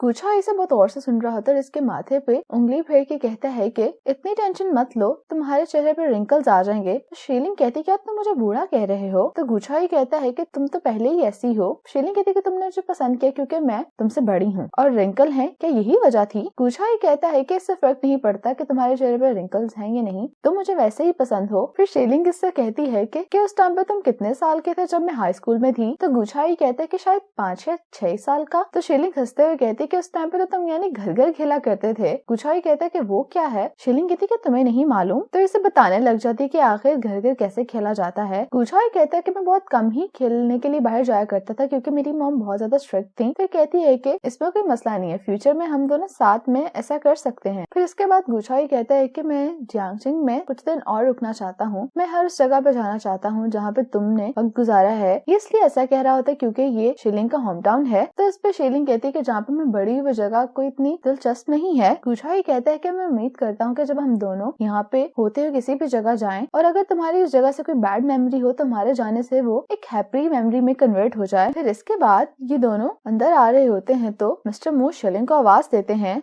जबकि इस दौरान इन दोनों ने हाथ भी पकड़े हुए थे। शीलिंग इसको देखते ही गुछाई का हाथ छोड़ देती है और आके मिस्टर मू के पास बैठ जाती है और बताती है कि हमने आज मार्केट रिसर्च की, लेकिन मिस्टर मू कहते हैं कि अभी इसके बारे में बात नहीं करना चाहता और कहते हैं कि आज तुम लोग मेरे और मिस्टर खान के साथ डिनर करो ताकि हम एक्वाइजेशन के बारे में बात कर सकें। शीलिंग कहती है कि आखिर कैसे एक्वाइजेशन? तो मिस्टर मू कहते हैं कि जियांगचिंग आने की एक वजह ये भी थी। मिस्टर मू कहते हैं कि तुम मार्केट रिसर्च के लिए आई थी लेकिन अपने साथ कोई फॉर्मल कपड़े क्यों नहीं लाई, और इसको एक बैग देते हुए कहते हैं कि मैंने तुम्हारे लिए कुछ फॉर्मल कपड़े तैयार करवाए हैं। फिर इसके बाद रात में ये लोग डिनर करने के लिए आ जाते हैं तो मिस्टर मू मिस्टर खान को बताते हैं कि मिस शीलिंग तियानी प्रोजेक्ट के चार्ज में है। फिर इसके बाद मिस्टर खान शीलिंग के नाम का एक टोस्ट करते हैं, लेकिन गुछाई खड़ा हो जाता है, कहता है कि मिस शीलिंग मजीद ड्रिंक नहीं कर सकती तो इसलिए मैं उनके बिहाफ पे ड्रिंक करूंगा। लेकिन मिस्टर खान कहते हैं कि एक ड्रिंक से कुछ नहीं होगा क्योंकि जितनी तारीफ मैंने मिस शीलिंग के बारे में सुनी थी ये काफी नहीं है। मिस्टर मू भी गुछाई की तारीफ करने लग जाते हैं कि कितना यंग है और इसे अपने सुपरवाइजर का ख्याल है, लेकिन मिस्टर खान थोड़े ऑफेंड हो जाते हैं। तो गुछाई दोबारा खड़ा होता है और कहता है कि मैं मजीद ड्रिंक कर सकता हूँ और दोनों पार्टीज के दरमियान एक स्ट्रॉन्ग कोलैबोरेशन की उम्मीद करता हूँ, और ये कहते हुए दोबारा ड्रिंक करता है। तो शीलिंग मिस्टर खान को कहती है कि मैं माफी चाहती हूँ, मैं इसलिए ड्रिंक नहीं कर सकती क्योंकि मुझे अस्थमा है। फिर इसके बाद ये लोग डिनर से वापस आ जाते हैं और एक आदमी जो कि कॉल पे बात करते हुए आ रहा होता है, इसके हाथ में ग्लास होता है और शीलिंग से जब टकराता है तो सारे ड्रिंक शीलिंग पे गिर जाती है। गुछाई इसके पास आता है, फौरन से इसे अपना कोट उतार के दे देता है, लेकिन ये सब मिस्टर मू भी देख रहे होते हैं। गुछाई अपने अंकल की तरफ देखते हुए थोड़ा फॉर्मल हो जाता है, कहता है कि आप ऊपर जाके कपड़े चेंज कर लें। तो शीलिंग मिस्टर मू से पूछती क्या मैं जा सकती हूँ, तो ये इशारतन इसे हाँ कर देता है। तो फिर ये दोनों यहाँ से चले जाते हैं। फिर इसके बाद जब ये दोनों रूम में आते हैं तो शीलिंग गुछाई से कहती है कि तुम्हें क्या लगता है कि मिस्टर मू तियानी को क्यों बेच रहे हैं? तो गुछाई कहता है कि मुझे से एक छोटे एम्प्लॉय को भी नजर आ रहा है कि तियानी कितनी तेजी से एक्सपेंड कर रहा है मार्केट में और हमें इसे ऐसे वक्त पे नहीं बेचना चाहिए, लेकिन हम क्या कह सकते हैं, वो कंपनी का प्रेसिडेंट है। शीलिंग कहती है कि हाँ, लेकिन लिनखांग की इंडस्ट्री में एक बहुत बुरी रेपुटेशन है। गुछाई कहता है तो फिर आखिर मू शानचिंग करना क्या चाह रहा है? तो शीलिंग कहती है कि प्रॉब्लम मू शानचिंग के साथ नहीं बल्कि खांगलिन के साथ है। गुछाई कहते हैं तो फिर मैं इस बारे में पता लगाऊंगा कि आखिर लिनखांग ने कौन से प्रोजेक्ट्स किए हैं और उसका मू शानचिंग के साथ क्या रिलेशनशिप है। लेकिन ये बात को चेंज करते हुए कहता है कि मुझे ऐसा पता नहीं क्यों लगता है कि मिस्टर मू तुम में कुछ इन्वॉल्व हैं। शीलिंग इसके बाद सुनते ही कहती है क्या तुम जेलस हो रहे हो? लेकिन गुछाई इसका जवाब नहीं देता। तो शीलिंग कहती है कि तुम फिक्र मत करो, मैं ध्यान रखूंगी। और फिर गुछाई शीलिंग को किस करके यहाँ से चला जाता है। फिर इसके बाद मिस्टर मू अपने सेक्रेटरी से कहते हैं कि मैं तुम्हें जो काम कहा था क्या तुमने किया? तो फिर मिस्टर मू का सेक्रेटरी से अपना आईपैड देता है और कुछ तस्वीर दिखाता है। तो मिस्टर मू कहता है कि ये तो शिनलैन ग्रुप की डॉटर ब्यांजी शी है। इसका सेक्रेटरी कहता है कि अब हमें आगे क्या करना होगा। तो मिस्टर मू कहता है कि गुछाई की इंटर्नशिप जल्द ही खत्म होने वाली है। इसका सेक्रेटरी कहता है कि लेकिन वो तो मिस शीलिंग के अंडर काम कर रहा है, अगर उसके साथ कुछ बुरा होता है तो वो चीज इनडायरेक्टली मिस शीलिंग को भी इफेक्ट करेगी। और यहाँ दूसरी तरफ गुछाई भी इस एक्विजिशन की वजह से परेशान होता है और खुद से कह रहा होता है कि मुझे नहीं लगता कि मू शानचिंग इसके अंकल शीलिंग को सिर्फ इस प्रोजेक्ट की एक्विजिशन के लिए इस्तेमाल कर रहे हैं। फिर इसके बाद सुबह में गुछाई शीलिंग के रूम में आता है और कहता है कि तुमने अभी तक सामान क्यों नहीं पैक किया? तो कहती मैं कुछ देर बात कर लूंगी। तो गुछाई इसके बाल ड्राई करने लग जाता है और इसे बताता है कि मैंने ये पता लगाया है कि कुछ प्रोजेक्ट्स में खांगलिन का शिनलैन ग्रुप के साथ एग्रीमेंट है और शानचिंग का जियांगचिंग वाला प्रोजेक्ट भी ऑलमोस्ट लिनखांग ने एक्वायर कर ही लिया है और बाद में से कोई और ही हैंडल करेगा। तो शीलिंग कहती है कि जिस प्रोजेक्ट की तुम बात कर रहे हो यानी कि यिनचांग ये शुई चंग हैंडल किया करता था। गुछाई कहता है और यही एक बहुत बड़ी वजह है कि हमें मिस्टर मू को रोकना चाहिए कि वो थियानी को ना सेल करें। शीलिंग कहती है कि हम तब तक कुछ नहीं कर सकते जब तक हम लोग बोर्ड ऑफ डायरेक्टर की मीटिंग में ना हो। गुछाई कहता है कि तुम फिक्र मत करो, हम लोग कोई रास्ता निकाल लेंगे। फिर इसके बाद अगले दिन जब ये लोग ऑफिस आते हैं, जब मीटिंग खत्म होती है तो शीलिंग यहाँ से जाते हुए गुछाई के हाथ में एक नोट पकड़ा देती है। ये आके अपनी सीट पे बैठ के से पढ़ता है तो उस पे लिखा होता है कि फर्स्ट ड्रॉअर को खोलो। जब ये फर्स्ट ड्रॉअर को खोलता है तो वहाँ पे एक बॉक्स पड़ा होता है, इसमें एक कीचेन होती है और उसके नीचे एक और चिट होती है जिसपे लिखा होता है टू माई बॉयफ्रेंड और साथ में ये भी लिखा होता है कि ऑफिशियल एम्प्लॉय बनने पे तुम्हें बहुत मुबारक हो। ये देख के गुछाई बहुत ज्यादा खुश होता है। तभी शाचिंग भी आती है, कहती है कि तुम्हारी इंटर्नशिप जल्द ही खत्म होने वाली, लेकिन मुझे पूरा यकीन है कि तुम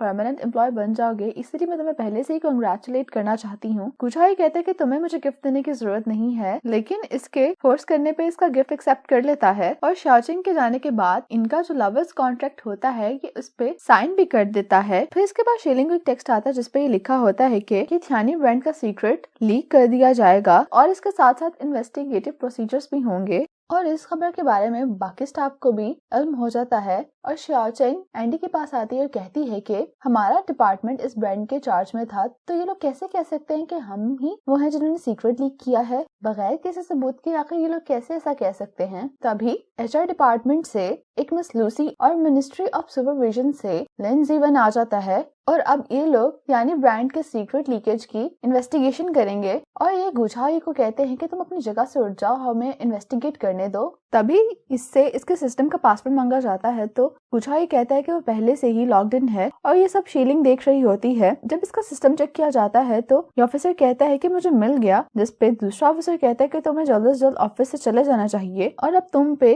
प्रॉपर इन्वेस्टिगेशन की जाएगी। इसके बाद गुझाई यहाँ से चला जाता है। फिर इसके बाद शीलिंग इन्वेस्टिगेशन के जो इंचार्ज में होता है उससे बात कर रही होती है और कहती है कि आपको कोई गलतफहमी हुई, गुझाई कभी भी हमारे ब्रांड का सीक्रेट हमारे कंपटीटर शिनलैंड को नहीं दे सकता। तो ये कहता है कि उसने किन पैसे के लिए ऐसा किया होगा। तो ये इन्वेस्टिगेटर कहता है कि आप ज्यादा इम्पल्सिव मत हो, बल्कि मैं आपको कुछ दिखाता हूँ। और ये यहाँ पे गुझाई और उसकी बचपन की दोस्त ब्यानजिंग शी जिसके साथ वो बैठकर बात कर रहा था उनकी पिक्चर्स दिखाता है और कहता है कि ये शिनलैंड ग्रुप की आयर्स है और कहता है कि उसने इनको नए ब्रांड का डिजाइन भी भेजा है और इसके इनबॉक्स में सारी इन्फॉर्मेशन है। फिर अपने डिपार्टमेंट में जब शीलिंग वापस आती है तो कहती है कि एंडी मुझे तुमसे कुछ बात करनी है। तो एंडी भी घबराया हुआ होता है और कहता है कि मैं कसम खाता हूँ मैंने कुछ गलत नहीं किया। शीलिंग कहती है कि तुम आईटी डिपार्टमेंट के मिस्टर जांग के साथ काफी क्लोज हो, उसने तुम्हें कुछ गेम्स डाउनलोड करने में भी मदद की थी, क्या ऐसा नहीं है? तो एंडी कहता है कि नहीं और कहता है कि अब मैं वो गेम्स नहीं खेलता, मैंने बहुत अरसा पहले ही उन्हें अनइंस्टॉल कर दिया था। शीलिंग कहती है कि उससे हमारी मदद के लिए कहो। शीलिंग कहती है मुझे नहीं लगता कि वो इतना बेवकूफ है कि अगर उसने वाकई में ही वो डिजाइन हमारे कंपटीटर्स को भेजा है तो वो कंपनी का सर्वर यूज करेगा। और दूसरी तरफ मिस्टर मो अपने सेक्रेटरी को उसके इस काम पे शाबाशी दे रहे होते हैं। मिस्टर मो अपने सेक्रेटरी को कह रहे होते हैं क्या तुमने गुझाई को रिजाइन करने पे मादा कर लिया है? तो इसका सेक्रेटरी कहता है कि गुझाई ने इन सारी बातों को मानने से इनकार कर दिया और ये भी कहा कि वो रिजाइन नहीं करेगा। मिस्टर मो कहते हैं कि ठीक है, लेकिन मुझे पूरी उम्मीद है कि एचआर डिपार्टमेंट अपना काम बहुत अच्छे से करेगा। फिर इसके बाद शीलिंग गुझाई के फ्लैट पे आती है लेकिन दरवाजा नहीं खोलता और उसे काफी देर कॉल्स करती है लेकिन ये कॉल्स भी रिसीव नहीं करता। तो ये वहाँ पे आती है जहाँ पे लोग जॉगिंग करते हैं और ये वहीं पे होता है। इससे आके कहती है कि तुम आखिर अपना फोन क्यों रिसीव नहीं कर रहे थे? गुझाई कहता है कि मैंने देखा नहीं। शीलिंग कहती है क्या तुम्हें एक्सप्लेन नहीं करना चाहिए? गुझाई कहता है कुछ है ही नहीं जो मैं एक्सप्लेन करूं, जैसा मैंने पहले भी कहा ये सब मैंने नहीं किया, मैं भला अपने ही डिपार्टमेंट के प्रोजेक्ट का सीक्रेट क्यों लीक करूंगा? शीलिंग कहती है तो फिर तुम अपनी और प्याजीशन की पिक्चर्स के बारे में क्या कहोगे? गुझाई कहता है कि अब मैं जो भी बताऊंगा आपको आप उस पर भी यकीन नहीं करेंगी। क्या उसके साथ खाना खाने का मतलब ये हो गया है कि मैंने आप सबको चीट किया है? शीलिंग कहती है मेरा ये सब कहने का हरगिज ये मतलब नहीं था, बल्कि मैं सिर्फ ये अंडरस्टैंड करना चाह रही हूँ कि आखिर तुम दोनों का कनेक्शन क्या है। गुझाई कहता है कि सबकी कोई जरूरत नहीं है, आप इन्वेस्टिगेशन हो लेने दें। शीलिंग कहती है कि तुम्हारे इस एटीट्यूड का आखिर अब क्या मतलब है? गुझाई कहता है कि मुझे पहले भी एक्सप्लेन करने का मौका नहीं दिया था तो अब मैं यहाँ पे कर भी दूंगा तो इसको कोई फायदा नहीं। शीलिंग कहती है कि ठीक है, मैं ही तुम्हारी बिला वजह फिक्र कर रही थी और ये कह के यहाँ से जाने लगती है, लेकिन फिर वापस आते हुए कहती है कि तुम्हें लगता है ये वाकई में इतना सिंपल है? और कहती है कि मिस्टर मो ने अगर ये डिसाइड कर लिया कि वो तुम्हें डिफेम करना चाहते हैं तो तुम उसके खिलाफ कुछ नहीं कर सकते और ये सिर्फ तुम्हारे बारे में नहीं बल्कि इस प्रोजेक्ट के हर एक इंसान से है। गुझाई कहता है कि क्या तुम अभी मेरी गर्लफ्रेंड बनके मुझसे बात कर रही है, मेरी सुपरवाइजर? शीलिंग कहती है क्या उन दोनों में क्या कोई फर्क है? तो गुझाई कहता है कि मैं आपको इस तरह से मुसीबत में डाला उसके लिए मैं आपसे माफी चाहता हूँ मिस लिन, और ये कह के यहाँ से चला जाता है। फिर इसके बाद एंडी शीलिंग को कॉल करके ऑफिस बुलाता है और ये आईटी डिपार्टमेंट के उस एम्प्लॉय से मदद ले चुका था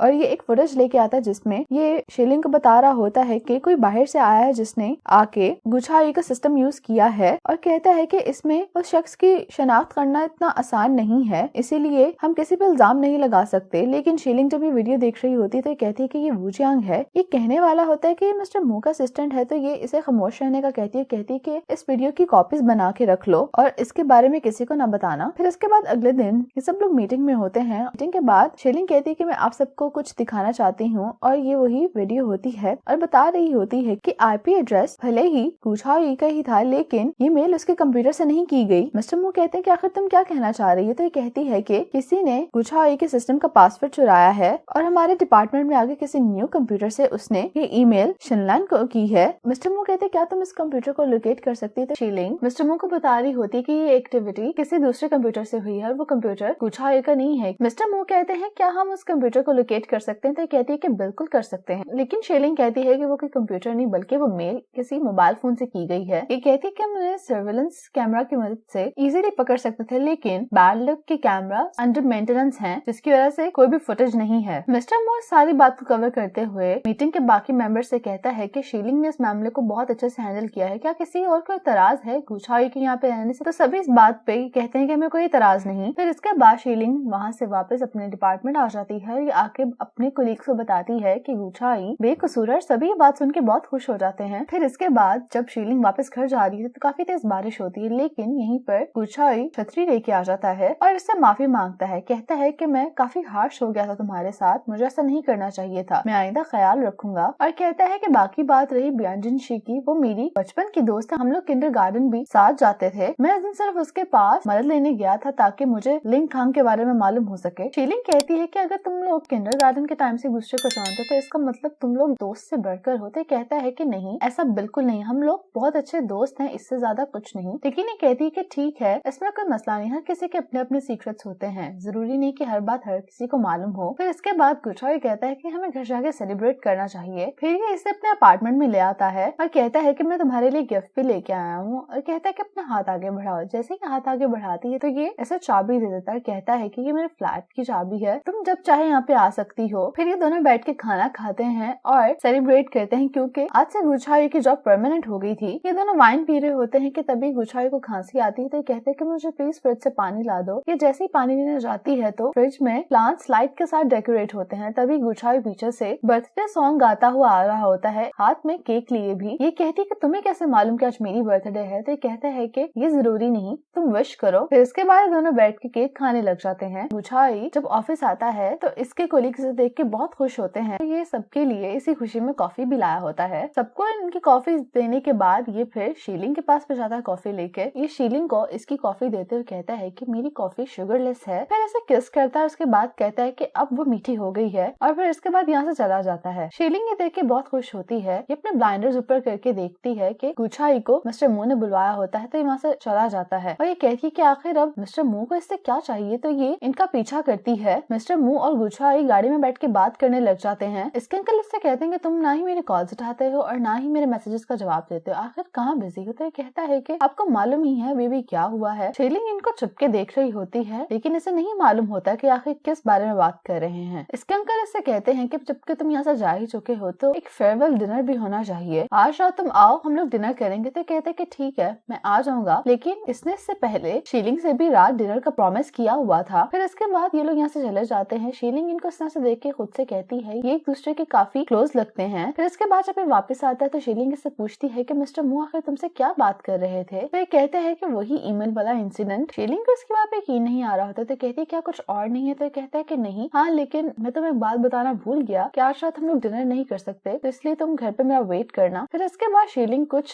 डिसअपॉइंट सी होकर यहाँ से चली जाती है। मिस्टर मू शीलिंग को कॉल करते हैं और डिनर पे इनवाइट करते हैं। तो ये कहती है कि आपके घर पे इस तरह से डिनर पे आना मुझे कुछ मुनासिब नहीं लग रहा। तो ये कहते हैं कि मैंने तुमसे काम से रिलेटेड ही बात करनी है। शीलिंग कहती है कि ठीक है, मैं आ जाऊंगी। फिर जब मिस्टर मू घर आते हैं तो गुझाओ पहले से यहाँ पे होता है, अपना बाकी का सामान भी पैक करके यहाँ पे खड़ा होता है। गुझाओ कहता है कि चलो हम लोग डिनर कर लेते हैं। तो मिस्टर मू कहते हैं कि थोड़ा वेट करो, हमें एक गेस्ट ने भी ज्वाइन करना है। फिर ये दोनों बात करने लग जाते हैं। इसके अंकल इससे कहते हैं कि तुम अब यहाँ से जा तो रहे हो, लेकिन ये मत भूलना कि हम दोनों फैमिली हैं। ये कहता है कि अंकल मुझे आपसे कुछ कहना है। ये भी अपना शीलिंग का नाम लेता है। तो इसके अंकल कहते हैं कि मैं जानता हूँ तुम उसे पसंद करते हो। इसके अंकल कहते हैं कि तुम अभी अपनी 20s में हो, तो इसीलिए तुम शीलिंग को जितना सिंपल और स्ट्रेट समझते हो उतनी है नहीं। ये दोनों बात कर ही रहे होते हैं कि मिस्टर मू का सेक्रेटरी आके इससे बताता है कि मैं शीलिंग यहाँ पे आ गई है। गुझाओ इसका नाम सुनते ही बहुत ज्यादा हैरान हो जाता है, और जब शीलिंग अंदर आती है और सामने गुझाओ को बैठा देखती है तो ये भी काफी हैरान और परेशान दिखाई देने लगती है। तो मिस्टर मू कहते हैं कि मैं तुम लोगों का प्रॉपर इंट्रोडक्शन करा ही देता हूँ, ये गुझाओ है मेरा भतीजा। शीलिंग सुनने के बाद कहती है क्या बेहतर ही होता अगर मुझे बात मालूम ना होती। तो गुचाई कहता है कि तुम पहले मेरी बात सुन लो। लेकिन शीलिंग इसकी तरफ देखते मिस्टर मू से कहती है कि मिस्टर मू, क्या आपने मुझे यहाँ पे बिजनेस के बारे में बात करने के लिए नहीं बुलाया था? लेकिन आपने तो मुझे मिस्टर गू की नई आइडेंटिटी के बारे में बताया है। गुचाई इसके पास आता है, कहता है कि मैं घर जाके बात करनी होगी। तो ये कहती है कि लेकिन मैं यहाँ पे काम से आई हूँ। इसके अंकल ऐसे एक्ट कर रहे होते जैसे कुछ हुआ ही नहीं और कहते हैं कि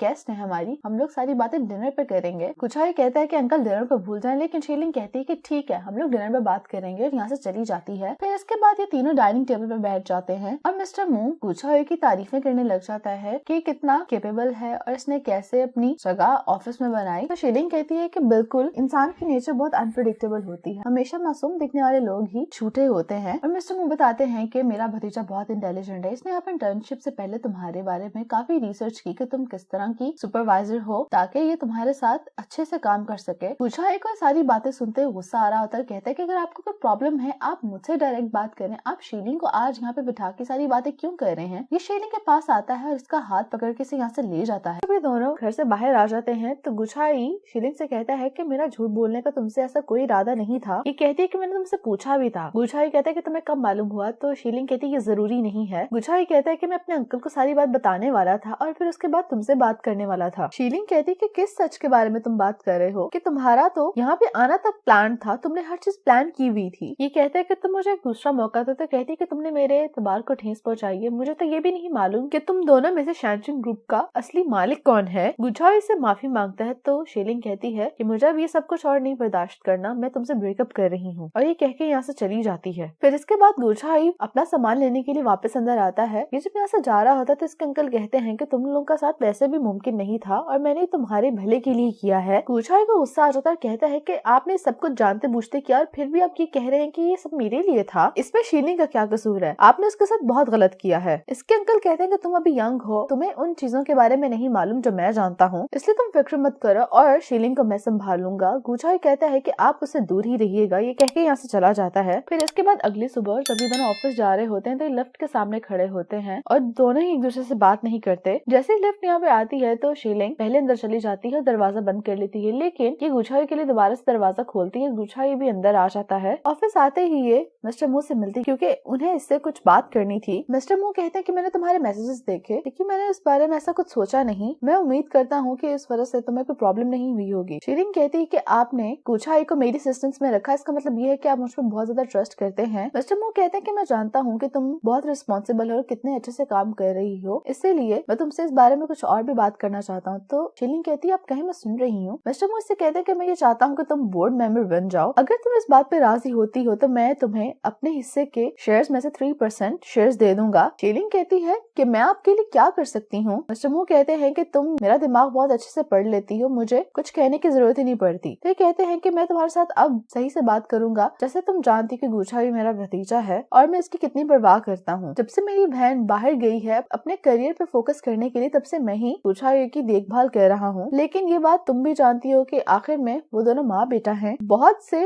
अहम मामलात में मैं बिल्कुल एक आउटसाइडर के तौर पर कंसिडर होता हूँ और मेरे और तुम्हारे काम की वजह से सैनशिन को कितनी हाइप मिली है और कितना ज्यादा इसने रेवेन्यू जनरेट किया है, तो इसलिए अब वो कंट्रोल की इस अपॉर्चुनिटी को सीज करना चाहती है और ये एक ह्यूमन नेचर है। मैं इसमें अपनी बहन को कसूरवार नहीं ठहराऊंगा। शीलिंग कहती है यानी आप ये चाहते हैं कि मैं आपके साथ हर अच्छे बुरे में खड़ी रहूं। तो ये कहता है कि सिर्फ मैं और तुम ही सैनशिन के असली मास्टर्स हैं, यहाँ पे काम हम दोनों ही ज्यादातर करते हैं, तो हमारी मेहनत का फल हम किसी और को भला क्यों दें। शीलिंग कहती है कि आज जहाँ पे मैं हूँ ये सिर्फ आपकी मदद की वजह से ही है, तो इसीलिए जो आपके विषय में उसको पूरा करने में आपकी मदद करूंगी। और दूसरी तरफ गुचाई अपनी डेस्क पे बैठा होता है, काफी परेशान होता है अपने और शीलिंग के ब्रेकअप के बारे में सोचकर। तभी इसकी मॉम की से कॉल आती है तो ये साइड पर जाकर अपनी मॉम को कॉल बैक करता है। इसकी मॉम कहती है कि तुमने मुझे कहा था कि शीलिंग से हमें कोई खतरा नहीं है, तो अब तुम्हारे अंकल से बोर्ड का मेंबर क्यों बनाना चाहते हैं? और यही नहीं, तुम्हारे अंकल उससे अपने हिस्से में से 3% शेयर भी देना चाह रहे हैं। इसकी मॉम इस बात पे बहुत ज्यादा इस पे गुस्सा कर रही होती, लेकिन अपनी मॉम से कुछ नहीं कह पाता। फिर इसके बाद शीलिंग अपने ऑफिस में होती है, गुचाई का इसको मैसेज आता है। गुचाई से पूछता है कि हम बात कर सकते हैं। शीलिंग कहती है कि काम से रिलेटेड कोई बात करनी तो मेरे ऑफिस में आ जाओ, लेकिन अगर तुम्हें कुछ पर्सनल बात करनी है तो उसके लिए तुम ना आना। गुचाई इससे आते ही कहता है कि तुम बोर्ड क्यों ज्वाइन कर रही हो। ये कहती है तुम्हें क्या प्रॉब्लम है, क्या ये सब कुछ तुम्हारे प्लान के ऑपोजिट हो रहा है इसलिए तुम्हें प्रॉब्लम हो रही है। शीलिंग कहती है कि मैं भी यहाँ पे एक एम्प्लॉय हूँ, बोर्ड को ज्वाइन करना मेरा ग्रेटेस्ट गोल है। गुचाई कहता है कि अगर ये सब कुछ तुम कल रात की वजह से करी तुम उसके लिए तुमसे माफी मांगता हूँ, लेकिन तुम इस पे जरा ध्यान दो कि मेरे अंकल तुम्हें कभी भी बोर्ड का मेंबर बिला वजह नहीं बनाएंगे, और इसके साथ वो तुम्हें अपने शेयर्स में से 3% शेयर भी दे रहे हैं। यकीनन इसके पीछे उनकी कोई साजिश है। शीलिंग कहती है तुम्हें मजीद अगर कुछ नहीं कहना तो तुम यहाँ से जा सकते हो। तो ये कहता है कि मुझे कहना है। तो ये इसके सामने इन दोनों का रिलेशनशिप कॉन्ट्रैक्ट रखता है और कहता है कि हम इसके एग्रीमेंट्स को पूरा नहीं कर रहे। इसका पहला रूल ये था कि पार्टी ए और पार्टी बी विलिंगली एक दूसरे को एक्सेप्ट कर रहे हैं, तो तुम्हें ये एग्रीमेंट नहीं तोड़ना चाहिए। लेकिन ये कॉन्ट्रैक्ट इसके हाथ से पकड़ के फाड़ देती है। शीलिंग को बोर्ड ऑफ डायरेक्टर्स का मेंबर बनाने के लिए मीटिंग हेल्थ करवाई जाती है, जहाँ पे मिस्टर मू शीलिंग की कॉन्ट्रीब्यूशंस के बारे में बता रहे होते हैं। सबसे कहते हैं कि उसे अब ग्रेटर अथॉरिटी मिलनी चाहिए, और ऑलमोस्ट सभी मेंबर्स शीलिंग के हक में वोट देते हैं कि उसे भी बोर्ड ऑफ डायरेक्टर्स का मेंबर होना चाहिए। तो फिर मिस्टर मू ये अनाउंस करते हैं कि आज से शीलिंग भी बोर्ड ऑफ डायरेक्टर्स की मेंबर है। और इसी दौरान यहाँ पे गुचाई आता है, आके अपना इंट्रोडक्शन देता है, कहता है कि आज से मैं मिस मोलैन यानी इसकी मॉम उनके राइट्स को परफॉर्म करूंगा इस बोर्ड ऑफ डायरेक्टर्स की मीटिंग में। और फिर इसकी मॉम का प्रपोजल इनकी एम्प्लॉय पढ़ के सुनाती है, जिसमें ये लिखा होता है कि आज से इसकी मॉम के जितने भी राइट्स हैं वो सब गुचाई को ट्रांसफर कर दिए गए हैं। और इस तरह से ये मार्केटिंग के वाइस प्रेसिडेंट हैं, जो कि वाइस प्रेसिडेंट शीलिंग के साथ कोलैबोरेट करेंगे। शीलिंग यहाँ पे कहती है कि मार्केटिंग के नए वाइस प्रेसिडेंट की अपॉइंटमेंट का वोट यहाँ पे बैठे हुए तमाम मेंबर्स देंगे। अब जबकि मैं बोर्ड मेंबर हूँ तो मैं इस डिसीजन के हक में नहीं। यहाँ पे शीलिंग के अलावा कोई भी अपना हाथ खड़ा नहीं करता। ये सब देखने के बाद मिस्टर मू को बहुत गुस्सा आ जाता है। अपने ऑफिस में आके काफी गुस्से में दिखाई दे रहे होते, तो इसका सेक्रेटरी कहता है कि आप 28% के शेयर होल्डर हैं। अगर आप अपना हाथ खड़ा करते तो बाकी शेयर होल्डर्स भी आपको फॉलो कर ही लेते, और इस तरह से गुचाई वाइस प्रेसिडेंट ना बनता। आपने ऐसा क्यों नहीं किया? तो ये कहता है कि मुलान मेरी अथॉरिटी को कमजोर करना चाहती, और उसका गुचाई को कंपनी में बेचने का मकसद भी यही था। ये तो सिर्फ शुरुआत है। उसने मेरे साथ ये खेल शुरू करके अच्छा नहीं किया। फिर इसके बाद शीलिंग किचन में आती है तो गुचाई भी इसके पीछे आता है और इस आके पूछता है कि तुमने मेरे अगेंस्ट वोट क्यों दिया? क्या तुम मेरे अंकल को सपोर्ट करी हो या सिर्फ मेरी वजह से तुमने ऐसा किया? ये इसके काफी करीब खड़ा होता है तो ये कहती है कि तुम्हें थोड़ा फासला मेंटेन करना होगा। गुचाई इसका हाथ पीछे करते हुए कहता है कि तुमने फासले बढ़ा लिए हैं। तो ये कहती है कि मैंने सिर्फ ऐसा इस कंपनी के इंटरेस्ट को बचाने के लिए किया है। मुझे नहीं लगता कि तुम बोर्ड के मेंबर्स के लिए सूटेबल हो। ये कहता है कि तुम्हें ऐसा क्यों लगता है? तो कहती है कि तुम हर सूरत में ही इस पोजीशन के एलिजिबल नहीं हो। इनके डिपार्टमेंट के तमाम मेंबर्स कान लगा के सारी बात सुनना चाह रहे होते हैं, ये सजाना चाह रही होती, लेकिन गुचाई से जाने नहीं देता। तो ये कहती तुम आखिर अब क्या करना चाहते? तो ये कहता है कि क्या तुम शुई चिंग के मामले को इन्वेस्टिगेट नहीं करना चाहती? अब जबकि मैंने बोर्ड को ज्वाइन कर लिया तो मैं तुम्हारी मदद कर सकता हूँ। ये कहती है कि मुझे तुम्हारी मदद नहीं चाहिए क्योंकि मैं तुम पे ट्रस्ट नहीं करती। ये कह के यहाँ से चली जाती। जैसे दरवाजा खोलती है तो सभी लोग यहीं पे होते हैं। फिर इसके बाद शीलिंग अपने रूम में होती है तो गुचाई इसके ऑफिस में एक चेयर बाहर से ले आता है। तो ये कहती है कि आखिर तुम क्या कर रहे हो? गुचाई कहता है कि मैं एक ऑफिस के बगैर काम भला कैसे करूंगा? शीलिंग कहती है मेरा ऑफिस है। गुचाई कहता है कि लेकिन यहाँ पे तो सिर्फ यही लिखा है कि वाइस प्रेसिडेंट का ऑफिस है, इस पे तुम्हारा नाम कहीं नहीं लिखा, और अब तो मैं भी वाइस प्रेसिडेंट हूँ। ये अपना सारा सामान भी मंगवा लेता है। फिर इसके बाद ये यहाँ पे बैठकर इससे कहता है कि यिंगशा प्रोजेक्ट के ऊपर काफी सस्पेक्शंस हैं और इस प्रोजेक्ट को अचानक से स्टॉप कर दिया गया जबकि ये उस वक्त अपनी फुल पीक पे था। क्या तुम्हें ये बात अजीब नहीं लगती? शीलिंग कहती है कि जिस वक्त शुई चिंग गायब हुआ था उसी दौरान इस प्रोजेक्ट को बंद कर दिया गया था। मैंने इसके ऊपर काफी इन्वेस्टिगेट करने की कोशिश की थी, लेकिन मुझे इससे रिलेटेड कोई इन्फॉर्मेशन नहीं मिली थी कि आखिर ये दोनों इवेंट एक साथ कैसे हो सकते हैं। गुचाई कहता है कि तुम उस वक्त पे शुई चिंग के साथ ही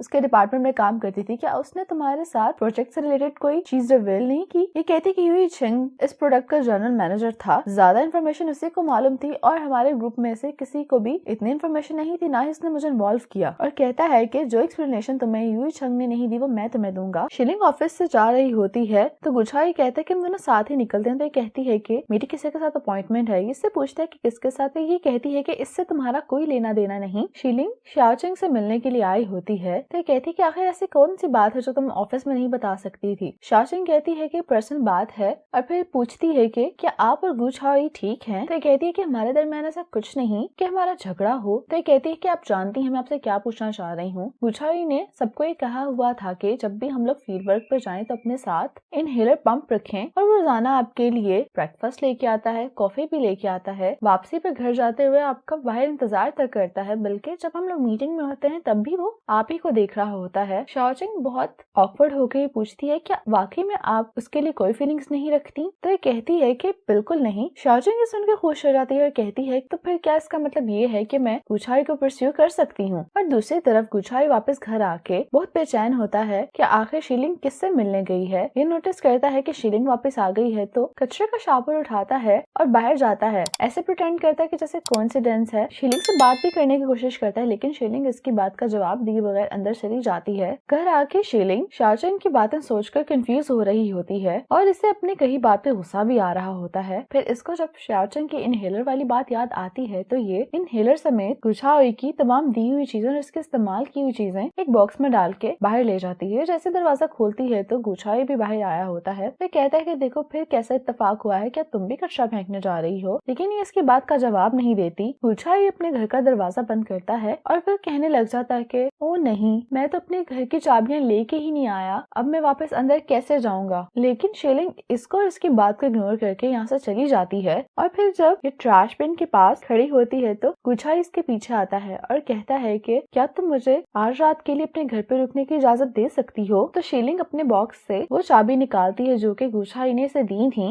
एज अ गिफ्ट और कहती है कि मैं इसे फेंकने वाली थी लेकिन तुम ये रख लो। लेकिन गुछाओई ये चाबियां भी ट्रैश बिन में डाल देता और कहता है कि अब तो ये भी चली गई, क्या तुम मुझे सड़क पे सोता हुआ देख सकती हो? शीलिंग इसकी बात का जवाब दिए बगैर आगे चली जाती है तो गुछाओई ये बैग उठाकर इसके पीछे आता है और कहता है वो सब चीजें हैं जो मैं इस्तेमाल करता था और मैंने तुम्हें दी थी, तुम इन्हें ऐसे कैसे फेंक सकती हो? शीलिंग कहती है काम के बाद हम दोनों एक दूसरे के लिए स्ट्रेंजर्स हैं। लेकिन वापस घर आने के बाद शीलिंग को काफी बेचैनी हो रही होती है कि आखिर गुछाओई वापस घर आया है या नहीं, या ये कहीं बाहर है। इसे सब्र नहीं होता तो ये दोबारा नीचे जाके ट्रैश बिन में चाबियां तलाश करने लग जाती है। गुछाओई थोड़ी देर बाद यहाँ पे आ जाता है। शीलिंग को इस तरह देख के मुस्कुराने लग जाता है और कहता है क्या तुम चाबियां तलाश कर रही हो जो कि इसके हाथ में होती हैं? ये कहता है कि तुमने मेरा सोशल मीडिया चेक किया ना, तुम्हें तभी पता चला कि मैं बाहर हूँ क्योंकि इसने अपने बाहर बैठे की पिक्चर अपलोड की थी। तो ये कहता है कि मुझे पूरा यकीन था कि तुम्हें मेरी फिक्र है, यानी तुम मुझे अभी भी पसंद करती हो। क्या तुम मुझे एक और चांस नहीं दे सकती ताकि हम लोग ये सब कुछ दोबारा से शुरू कर सकें? मैं वादा करता हूँ मैं तुमसे दोबारा कभी झूठ नहीं बोलूंगा। शीलिंग कहती है शाओचेंग भी तुम्हें पसंद करती है, तुम्हें उसे एक चांस देना चाहिए। ये कह के यहाँ से बहुत ऑकवर्ड होकर चली जाती है। फिर अगले सुबह शीलिंग अपने ऑफिस आ जाती है और इसे गुछाओई की आवाज आ रही होती है तो ये ब्लाइंडर्स को टर्न करके देखती है कि वो शाओचेंग से बात कर रहा होता है। ये इन दोनों को इस तरह से फ्रैंकली बात करता देख के जेलस होने लग जाती है। साथ ही गुछाओई भी कमरे में अंदर आ जाता है तो ये बहुत नर्वस होकर वापस अपनी जगह पे बैठ जाती है। फिर इसके बाद जब बोर्ड ऑफ डायरेक्टर्स की मीटिंग होती है तो शीलिंग मीटिंग में ये कहती है कि लिंगशा वाला प्रोजेक्ट जो कि बिना किसी रीजनिंग के बंद कर दिया गया था, हमें उसे दोबारा से स्टार्ट करना चाहिए ताकि हम उसके ड्रॉबैक्स जान सकें। तो गुछाओई की बजाय तमाम मेंबर्स ही इसकी बात से एग्री होते हैं और इस बात के बारे में वोट कर देते हैं। वापस ऑफिस में आने के बाद गुछाओई कहता है कि तुम्हें आखिर इतनी जल्दी क्या है ऑडिट को दोबारा से इंटरनली स्टडी करने में, और कहता है कि तुम्हें लगता है कि तुम इतना इजीली इस सारे मैटर को फिगर आउट कर सकती हो। ये कहती है कि मेरा डिसीजन है और तुम्हें इससे कोई प्रॉब्लम नहीं होनी चाहिए। गुछाओई कहता है मैं तुम्हारी मदद करना चाहता हूँ लेकिन जो तुम कर रही हो वो ठीक नहीं। तो ये कहती है कि मैं तुम्हारी तरह नहीं हूँ, तुम्हारे कुछ और ही तरह के कनेक्शंस हैं इस कंपनी के साथ, तुम जब दिल चाहे वाइस प्रेसिडेंट बन गए। गुछाओई को ये बात अच्छी नहीं लगती तो यहाँ से चला जाता है। फिर अगले दिन नेक्स्ट मीटिंग में ये बताया जाता है कि उस प्रोजेक्ट के ऑडिट में कोई भी मसला नहीं था और ना ही किसी ने फाइनेंस के साथ गड़बड़ की थी और ये सारा डिसीजन उस वक्त की अपर मैनेजमेंट का था। शीलिंग कुछ पूछना चाह रही होती है लेकिन गुछाओई इसका हाथ रोक के इसे मना कर देता है। वापस अपने रूम में आने के बाद शीलिंग इससे कल के रवैये पे अपोलोजाइज करती है और कहती है कि मुझे लगता है कि हम लोग फिर से दोस्त बन सकते हैं। शीलिंग गुछाओई से कहती है कि मुझे समझ आ गई है कि मिस्टर मू आखिर क्या करने वाले हैं। मुझे लगता है कि मिस्टर मू और लिंग खांग एक एग्रीमेंट साइन करने वाले हैं जिसमें वो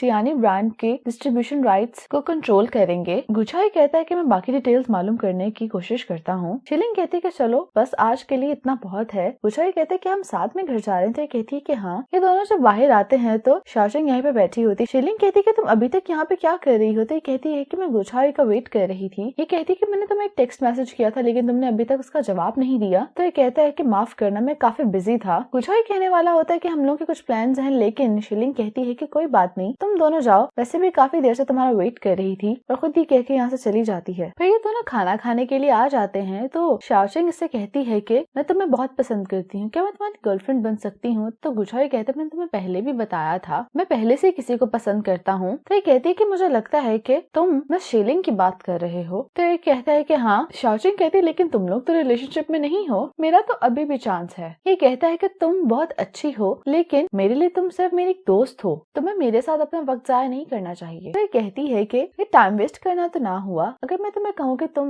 मैं शीलिंग के के लिए अपना टाइम वेस्ट ना करो तो क्या तुम मेरी बात मान लोगे? नहीं ना, तो इसलिए तुम्हें भी मुझे ये बात नहीं कहनी चाहिए। फिर ये जब वापस आता है तो ये शीलिंग के अपार्टमेंट में आता है। शीलिंग इसे देखते ही कहती है क्या तुम्हारी डेट खत्म हो गई? ये कहता है कि क्या तुम वाकई में ऐसा चाहती हो कि शाओशिंग और मैं रिलेशनशिप में आ जाएं? तो ये कहती है कि वो तुम्हें हमेशा से पसंद करती है। ये कहते हैं क्या वाकई में ऐसा? तो ये कहती है कि हाँ। ये इसको जोर से पकड़ कर खड़ा हो जाता है और इसे किस करता है और कहता है कि तुम अपनी ट्रू फीलिंग्स को एडमिट क्यों नहीं करती? मैं कसम खाता हूँ कि मैं तुमसे दोबारा कभी झूठ नहीं बोलूंगा। तो इसका जवाब नहीं देती और कहती है कि अगर तुम्हें इसके अलावा कोई और बात नहीं करनी तो मैं सोने के लिए जा रही हूँ। तो ये कहता है कि कल मैं शीलिंग की मिस्ट्रेस से मिलने के लिए जा रहा हूँ, तुम भी मेरे साथ चलो। तो ये कहती है कि ठीक है, मैं तुम्हारे साथ चलूंगी। फिर अगले दिन ये इससे मिलने के लिए आ जाता है। तो ये कहती है कि तुमने कहा था कि तुम्हारे साथ तुम्हारी गर्लफ्रेंड भी आएगी, वो क्यों नहीं आई? क्या तुम लोग की कोई लड़ाई हो गई है? तो ये कहता है कि इस बात से तुम्हारा कोई लेना देना नहीं है। ये कहती है कि जैसा कि हम दोनों साथ में पले बढ़े हैं तो मैं तुम्हारी एक मदद करूंगी आज। तो इसे कहती है कि तुम मेरे बराबर में आके बैठ जाओ। ये जैसे ही आता है तो इसकी बाजू में बाजू डाल लेती है, तभी इसी वक्त शीलिंग भी आ जाती है। ये कहते हैं कि तुम आखिर क्या कर रही हो? ये ऐसे सिर्फ शीलिंग को जेलस फील कराने के लिए कर रही होती है। शीलिंग आके बैठ जाती है और उसे ग्रीट करने के लिए अपना हाथ आगे बढ़ाती है, लेकिन ये गुच्छाई की बाजू से अपने बाजू नहीं निकालती और बहुत ही क्यूट एक्ट करने लग जाती है और इसे एल्डर सिस्टर कह के बुला रही होती है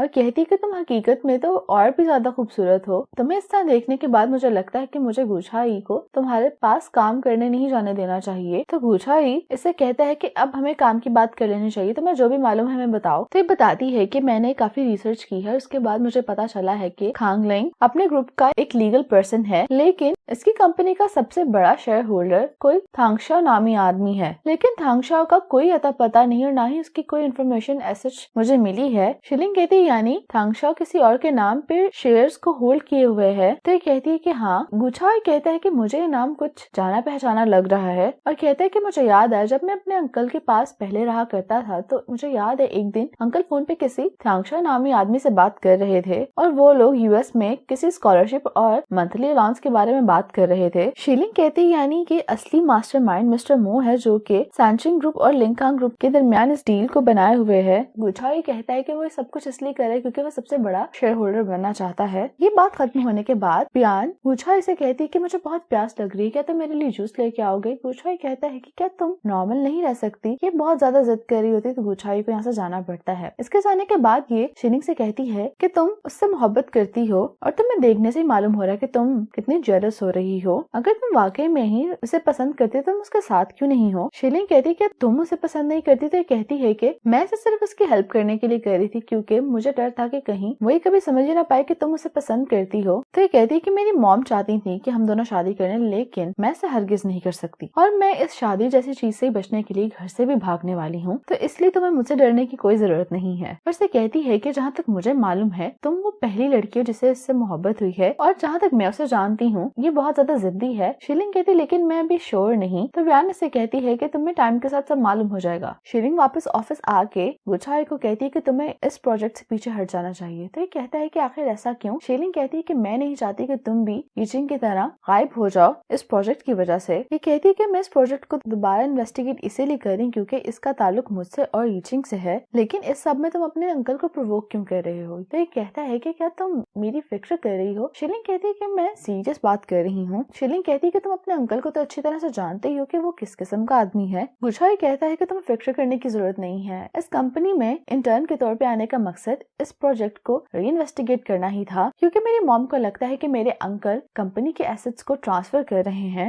लेकिन इस वक्त तुम काफी परेशान लग रही हो तो हमें जॉगिंग पे जाना चाहिए। फिर इसके बाद ये दोनों जॉगिंग पे चले जाते हैं। फिर थोड़ी जॉगिंग करने के बाद ये दोनों स्नैक्स खाने के लिए बैठ जाते हैं और दोनों को ही एक साथ मैसेज आता है। दोनों अपने फोन्स खोल के देखते हैं तो इस मैसेज में ये होता है कि लिंकांग कंपनी टियानिये में इन्वेस्टमेंट कर रही है और इस कॉन्ट्रैक्ट की साइनिंग सेरेमनी सैनचिंग ग्रुप में होगी। तो फिर इसके बाद ये दोनों सोचने लग जाते हैं कि अब इन दोनों को इस सेरेमनी को रोकने के लिए क्या करना चाहिए। गुच्छाई कहते हैं कि तुम्हारे पास कोई प्लान है? तो कहती है कि हाँ। फिर इसके बाद ये दोनों प्यान के पास आते हैं क्योंकि ये इनके प्लान का एक हिस्सा है। गुच्छाई से कहता है कि तुम्हें लिंकांग के साथ कम्पीट करना है टियानिये के ऑपरेटिंग राइट्स के लिए। ये कहती है कि तुम्हें लगता है कि मैं इतनी बड़ी चीज को हैंडल कर सकती हूँ और वो भी अपनी मॉम के अंडर। ये कहती है कि मैं ऐसा नहीं करी क्योंकि अगर मुझसे कोई गलती हो गई तो मेरी मॉम तो मुझे मार डालेंगी। गुच्छाई इससे बहुत ज्यादा रिक्वेस्ट करने लग जाता है, कहता है कि प्लीज हमारी मदद कर दो। तो गुच्छाई कहता है कि बदले में मैं तुम्हारे लिए तुम्हारी मॉम को इस बात पे मना लूंगा कि वो तुम्हें शादी के लिए फोर्स फोर्स ना करें। तो ये बात सुन के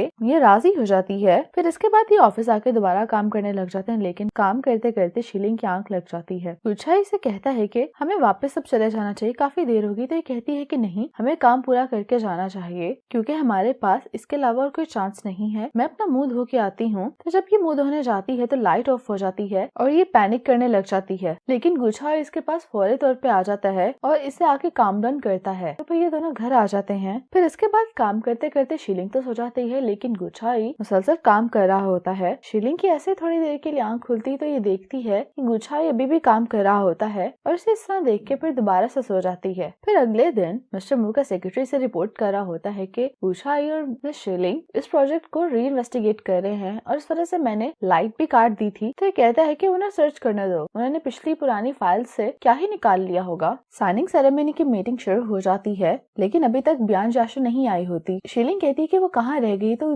गुच्छाई कहता है कि उसने मेरे मैसेजेस का अभी तक रिप्लाई भी नहीं किया। ये कहता है कि मैं बाहर जाकर उसे कॉल करता हूँ। इसे कॉल करता है, लेकिन इसकी कॉल भी रिसीव नहीं करती। और इतनी देर में कॉन्ट्रैक्ट आ जाते हैं। ये लोग कॉन्ट्रैक्ट साइन करने ही वाले होते हैं कि बयान आ जाती है और कहती है कि आप लोग मेरे बगैर ही ये कॉन्ट्रैक्ट साइन करने वाले थे। मिस्टर खान कहते हैं कि ये कौन है। तो ये खुद ही अपना इंट्रोडक्शन देती है, कहती है कि मैं शीलिंग ग्रुप की रिप्रेजेंटेटिव हूँ और कहती है कि यहाँ पे मैं अपना प्रपोजल लेके आई हूँ। टैंजिन ग्रुप की जो डील लंगखांग ग्रुप के साथ हुई है, मैं उससे डबल देने के लिए तैयार हूँ क्योंकि मैं भी ध्यान के ऑपरेटिंग राइट्स को खरीदने में इंटरेस्टेड हूँ। ये इसके साथ ही अपना बिजनेस प्लान मिस्टर मू को देती है। तो बयान को कहता है कि ये साइनिंग सेरेमनी कोई बच्चों का खेल नहीं है और ये गुच्छाई पे गुस्सा करने लग जाता है कि आखिर इसने ऐसा क्यों किया है। तो बयान कहती है कि हम भी यहाँ पे मजाक नहीं कर रहे और कहती है कि यहाँ पे बैठे जितने भी बोर्ड मेंबर्स अगर मेरी ऑफर से अग्रीड हैं तो हम लोग जल्द से जल्द ये कॉन्ट्रैक्ट साइन कर लेते हैं। गुच्छाई कहता है कि ये सब कुछ आप ध्यानी की इम्प्रूवमेंट के लिए कर रहे हैं, तो हमें शीलिंग ग्रुप की ऑफर को एक्सेप्ट करना चाहिए। और अगर ऐसा नहीं है तो क्या आपके कुछ प्राइवेट रिलेशनशिप्स हैं मिस्टर खान के साथ जो आप मिस बयान की ऑफर को कंसिडर नहीं कर रहे। इस सब के बाद मिस्टर खान तो यहाँ से चले जाते हैं और मिस्टर मू भी। फिर इसके बाद गुच्छाई और बयान इनके ऑफिस में आ जाती है। थोड़ी देर बाद यहाँ पे शीलिंग भी आती है और आके इसका थैंक्स करती है कि तुमने आज हमारी बहुत हेल्प की। तो ये कहती है कि हमारी से मतलब क्या। इसके पास आके कहती है कि तुमने मेरी एडवाइस पर अमल कर लिया है। गुच्छाई कहते कि तुम किस बारे में बात कर रही हो। तो ये कहती है कि ये जानना तुम्हारे लिए जरूरी नहीं है और फिर इसके बाद ये यहाँ से चली जाती है। फिर इसके बाद मिस्टर खांग और मिस्टर मू आपस में मिलते हैं और मिस्टर खांग से कहते हैं कि मैंने तुम्हें पहले ही कहा था कि शीलिंग यकीनन कुछ करेगी और देखो उसने क्या किया। तो ये कहते हैं कि आप फिक्र मत करें, मैं कंपनीज के इंटरनल अफेयर्स को कुछ टाइम तक संभाल लूंगा। फिर इसके बाद गुच्छाई इसके पास आता और कहता है क्या तुम मेरी इंटर्नशिप पे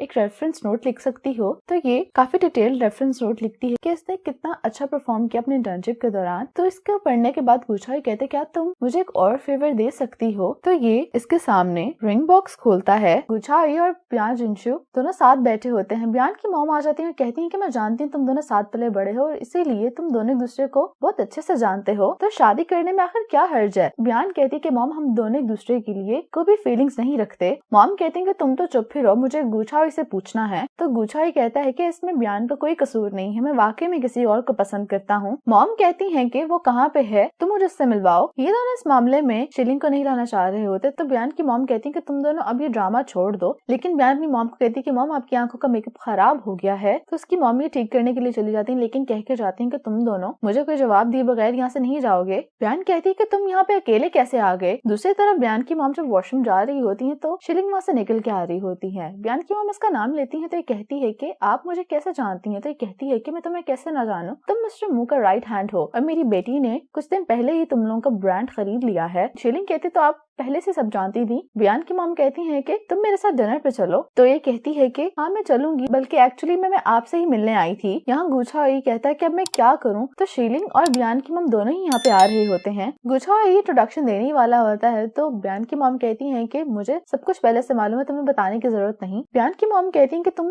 आखिर मुझसे क्यों मिलना चाहती थी। तो ये कहती है कि बयान ने हमारी बहुत हेल्प की है तो मैं आपका थैंक्स करना चाहती थी। बयान की मॉम कहती है कि बयान भला गुच्छाई के कहने पर उससे इनकार कैसे कर सकती थी। वैसे भी गुचाई की मॉम को मुझे लगता है कि इन दोनों का बहुत कोई अच्छा जोड़ है, पर ये दोनों ऐसा नहीं सोचते और गुचाई ने मुझे खुद बताया कि वो किसी और को पसंद करता है। ब्यान कहती है कि शीलिंग और गुचाई मुझे ज्यादा सूटेबल लगते हैं, तो इसकी मॉम कहती है कि तुम ये कैसी नॉनसेंस बातें कर रही हो, मैंने तो सुना था कि मिस्टर मू और शीलिंग एक कपल हैं। ब्यान कहती है कि वो सब गलत बातें हैं मॉम। ब्यान की मॉम कहती है कि तुम इसकी सुपरवाइजर हो, इसकी कुलीग भी, तो क्या तुम्हें पता है कि किस लड़की को पसंद करता है, वैसे भी तुम लोग ऑफिस में साथ होते हो। तो गुचाई कहता है कि आंटी आप शीलिंग से पूछना बंद करें, मैं जिससे पसंद करता हूँ वो बिल्कुल मेरे बराबर में बैठी है। ब्यान की मॉम को लगता है कि यहाँ पे भी ये ब्यान की बात कर रहा है, तो गुचाई इनकी कंफ्यूजन को दूर करते हुए कहता है कि मैं शीलिंग की बात कर रहा हूँ। गुचाई कहता है कि आंटी मैंने तो शीलिंग को प्रपोज भी कर दिया है, इसने वो रिंग पहनी होती है जो गुचाई ने उसको दी थी कल रात। ब्यान कहती है कि मॉम अब देखें गुचाई तो शीलिंग को पसंद करता है, इसलिए मेरा चांस तो खत्म हो गया। इसकी मॉम कहती है कि हाँ तुम सही कह रही हो और मैं तुम्हें शादी करने के लिए फोर्स नहीं करूंगी क्योंकि मेरा सन इन लॉ का कैंडिडेट तो चोरी हो चुका है। और ये सुन के ब्यान बहुत ज्यादा खुश हो जाती है। फिर इसके बाद जब ये लोग घर जा रहे होते हैं तो शीलिंग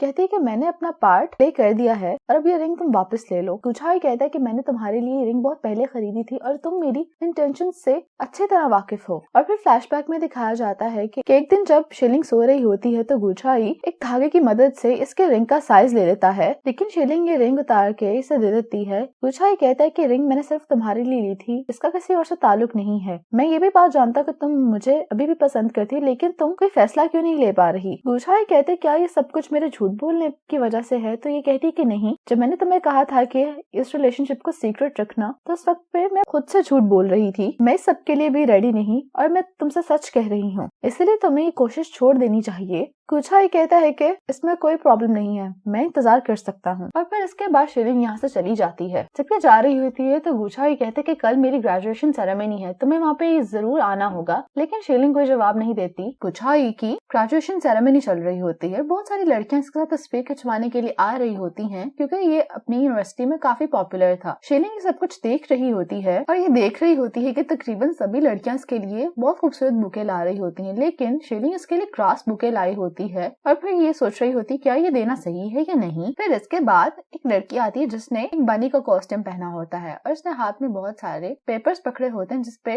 इसका लव कन्फेशन लिखा होता है और ये गुचाई के सामने आके उन्हें डिस्प्ले करने लग जाती है। और फिर इसके बाद ये अपने चेहरे से बनी फेस उतार देती है तो नीचे शाओचेंग होती है। वहाँ पे जितने भी लोग बैठे होते हैं सब कह रहे होते हैं कि इसको यस कहो, तो इसकी नजर एकदम से शीलिंग पे पड़ती है तो ये शाओचेंग के पास आकर कहता है कि मैं तुम्हारी इस एफर्ट को बहुत अप्रिशिएट करता हूँ, लेकिन मुझे माफ कर देना। और ये कह के यहाँ से चला जाता है। गुचाई शीलिंग के पास आके कहता है कि तुम आ गई, तो शीलिंग कहती है कि मैं तो बस यहाँ से गुजर रही थी। तो ये कहता है कि वाकई में? ये कहती है कि हाँ, शीलिंग ने अपने पीछे ये बुके छुपाया होता है। तो गुचाई कहता है कि ये किसके लिए है। शीलिंग कहती है मुझे रोड पे पड़ा मिला। तो गुचाई इसे ये लेके कहता है कि ये आज के दिन का सबसे बेहतरीन तोहफा है। शीलिंग इसे हैप्पी ग्रेजुएशन कहती है और कहती है कि मैं यहाँ से चलती हूँ। तो गुचाई इसका हाथ पकड़ के रुकता है और इसे किस करता है। शाओचेंग भी सब देख लेती है, उसको बिल्कुल भी अच्छा नहीं लगता। गुचाई इससे कहता है कि मैं तुम्हें बहुत पसंद करता हूँ, क्या मैं तुम्हें अपना ग्रेजुएशन सर्टिफिकेट दे सकता हूँ और क्या तुम इसे एक्सेप्ट करोगी। तो शीलिंग कहती है ये सिर्फ एक मेटाफोर है। गुचाई कहता है कि मैं तुम्हारी तरफ पहले ही 99 स्टेप्स बढ़ा चुका हूँ, क्या तुम फाइनल स्टेप मेरी तरफ बढ़ाओगी। तो गुचाई इसका हाथ पकड़ के इसे बाहर ले जाता है और बहुत ऊंची आवाज में से कहता है क्या तुम मेरी गर्लफ्रेंड बनोगी। और शीलिंग इसकी गर्लफ्रेंड बनने पर मान जाती है। ये दोनों बहुत खुश होते हैं और यहाँ पर एक दूसरे के साथ खेल रहे होते हैं। फिर इसके बाद गुचाई इसे एक बहुत फेमस डिश खिलाने के लिए लाता है, लेकिन शीलिंग को पसंद नहीं आती। तभी यहाँ पे एक लड़की आती जो उसको इसका सीनियर कह रही होती है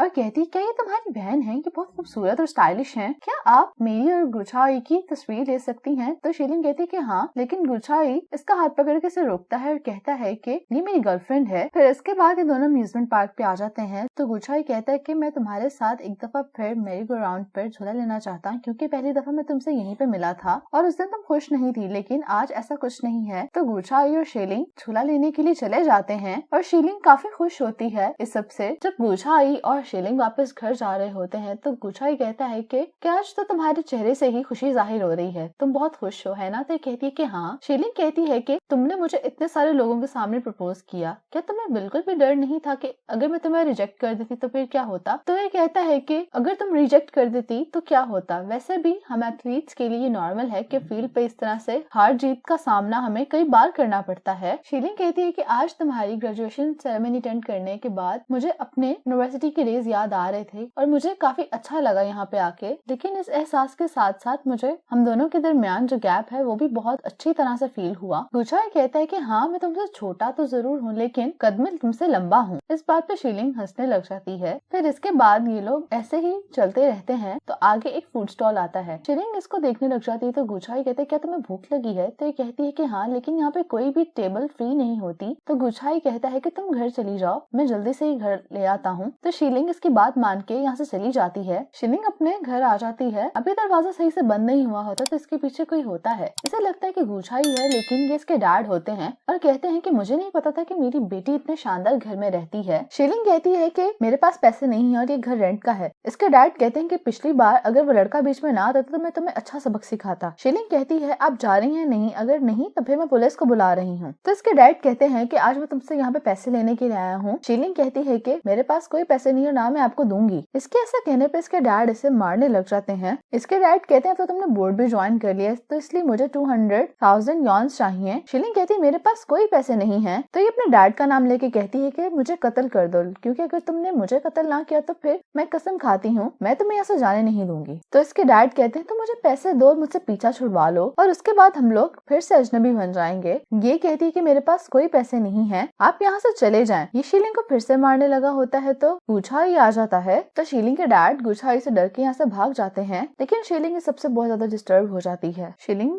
के डैड ने इसको जो मारा था तो इसके सर पे चोट लग गई थी। गुचाई से कह रहा था कि हम हॉस्पिटल जाना चाहिए, लेकिन ये कहती है कि जरूरत नहीं, मुझे बस हल्का सा सर में दर्द हो रहा है। तो गुचाई इसको एक कैंडी दे देता है और कहता है कि ये खाओ, ये खाते वक्त तुम दर्द भूल जाओगी, क्योंकि मेरे डैड कहा करते थे कि स्वीट खाने से आप अपनी दर्द के बारे में भूल जाते हो जब तक आपके मुंह में उस चीज का जायका रहता है। शीलिंग कहती है आज पहली दफा मैंने तुम्हारे मुंह से तुम्हारे डैड का जिक्र सुना है। गुचाई कहता है कि जब मैं छोटा था तो मेरे डैड की डेथ हो गई थी एक कार एक्सीडेंट में। गुचाई कहता है कि मेरे डैड एक हर्डलर थे, इसी तरह से मैं एक एथलीट बनना चाहता था, क्योंकि ट्रैक पे रहते हुए मुझे इस बात का एहसास होता था कि वो मेरे साथ हैं। इस तरह से स्पोर्ट्स ने मुझे हील किया और अब मैं तुम्हें हील करना चाहता हूँ। शीलिंग कहती है क्या तुम्हें कैंडी चाहिए? तो गुचाई कहता है कि हाँ, लेकिन मेरे पास एक ही कैंडी थी जो मैंने तुम्हें दे दी। तो शीलिंग इसको किस करती है और कहती है कि मेरे साथ रहने के लिए तुम्हारा शुक्रिया। फिर अगले सुबह गुचाई ब्रेकफास्ट रेडी कर रहा होता है। शीलिंग जब उठ के आती है तो ये देख के काफी खुश होती है और इसे पीछे से आके हक कर लेती है। गुचाई कहता है कि सर पे चोट लगने का काफी असर हुआ है तुम पे, तो ये पीछे से किक करती है। गुचाई और शीलिंग ऑफिस जा रहे होते हैं तो गुचाई ड्राइवर को कहता है कि आप यहीं पे गाड़ी रोक दें। शीलिंग कहती है कि तुम्हें ऐसा करने की जरूरत नहीं है, हम साथ ऑफिस चलते हैं। गुचाई कहता है कि तुम्हें इससे कोई प्रॉब्लम नहीं है। तो कहती है कि हाँ, अब मुझे किसी का डर नहीं। फिर इसके बाद जब ये दोनों ऑफिस आते हैं तो ये दोनों शियाचिंग को देखते हैं और शियाचिंग काफी अपसेट बैठी होती है। शीलिंग इससे कहती है कि तुम मेरे साथ आओ। शीलिंग कहती है कि मुझे माफ कर देना जो सब कुछ वहाँ पे हुआ उसके लिए। शियाचिंग कहती है कि आप दोनों रिलेशनशिप में? तो ये कहती है कि हाँ। शियाचिंग कहती है लेकिन वो आप हैं जिसने मुझे कहा था कि आप गुचाई को पसंद नहीं करती। शीलिंग कहती है कि इससे पहले मुझे लगता था कि हम दोनों का इस तरह से रिलेशनशिप में रहना एक इम्पॉसिबल चीज है। शियाचिंग कहती है कि अगर आप दोनों एक दूसरे को पहले से पसंद करते थे तो आपने मुझे इनकरेज क्यों किया कि मैं गुचाई को परस्यू करूं? शियाचिंग कहती मैंने आपको हमेशा अपनी बड़ी बहन समझा है, लेकिन आपने मेरे साथ क्या किया? आपने मुझे बेवकूफ बनाया। शीलिंग कहती है कि मेरा ऐसा हरगिज कोई मकसद नहीं था।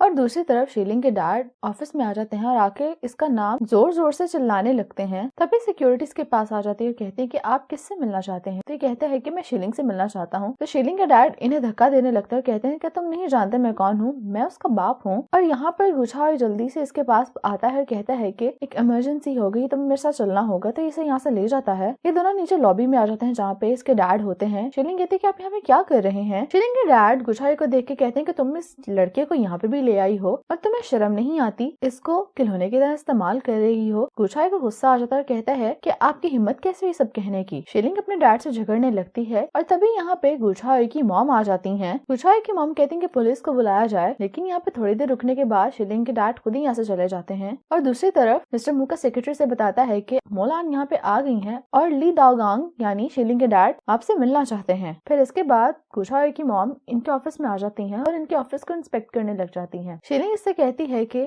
आंटी क्या मैं पहले गुझाओ को हॉस्पिटल लेके जा सकती हूँ, मुझे लगता है इसके रिस्ट में कोई प्रॉब्लम है। तो इसकी मॉम कहती है कि ये जरूरी नहीं, और तुम अपने फैमिली अफेयर्स को ऑफिस में आखिर कैसे लेके आ सकती हो, मुझे नहीं मालूम कि तुम जैसी लड़की को वाइस प्रेसिडेंट किसने बना दिया जिसे पर्सनल और प्रोफेशनल लाइफ का डिफरेंस ही नहीं मालूम। गुझाओ कहता है कि ली दाओगांग इसके बायोलॉजिकल फादर हैं, लेकिन काफी सालों से एक दूसरे से मिलते नहीं। इसकी मॉम कहती है अपने ही सगे बाप से कता ताल्लुकी कर देना कितनी बेदिली की बात है। तो गुझाओ कहता है कि इसके अपने डैड इसको हरास करते हैं। गुझाओ की मॉम कहती है कि अगर मैं यहाँ पे ना आती तुम तो शीलिंग के पीछे पागल ही हो जाते। गुझाओ शीलिंग को यहाँ से लेके चला जाता है। शीलिंग के डैड मिस्टर मू से मिलने आए होते हैं। यहाँ पे मालूम होता है कि सब कुछ करने के लिए इनको मिस्टर मू ने ही कहा होता है, और अभी मिस्टर मू से अपने पैसों की डिमांड के लिए यहाँ पे आए होते हैं। तो मिस्टर मू इन्हें गुझाओ को डिफेम करने के लिए कहते हैं और कहते हैं कि उसके बाद ही तुम अपनी मनचाही कीमत वसूल कर सकते हो। फिर इसके बाद गुझाओ की मॉम ब्यान की मॉम से मिलती हैं। ब्यान की मॉम कहती है कि क्या तुम शीलिंग से मिली हो? तो कहती है कि हाँ, वो काफी कॉम्पिटेंट है, उसकी वजह से थियानी को काफी प्रोग्रेस मिली है। ब्यान की मॉम कहती है तो फिर तुमने उससे इतनी रूडली बात क्यों की? तो गुझाओ की मॉम कहती है वो केपेबल है, इसीलिए मुझे ज्यादा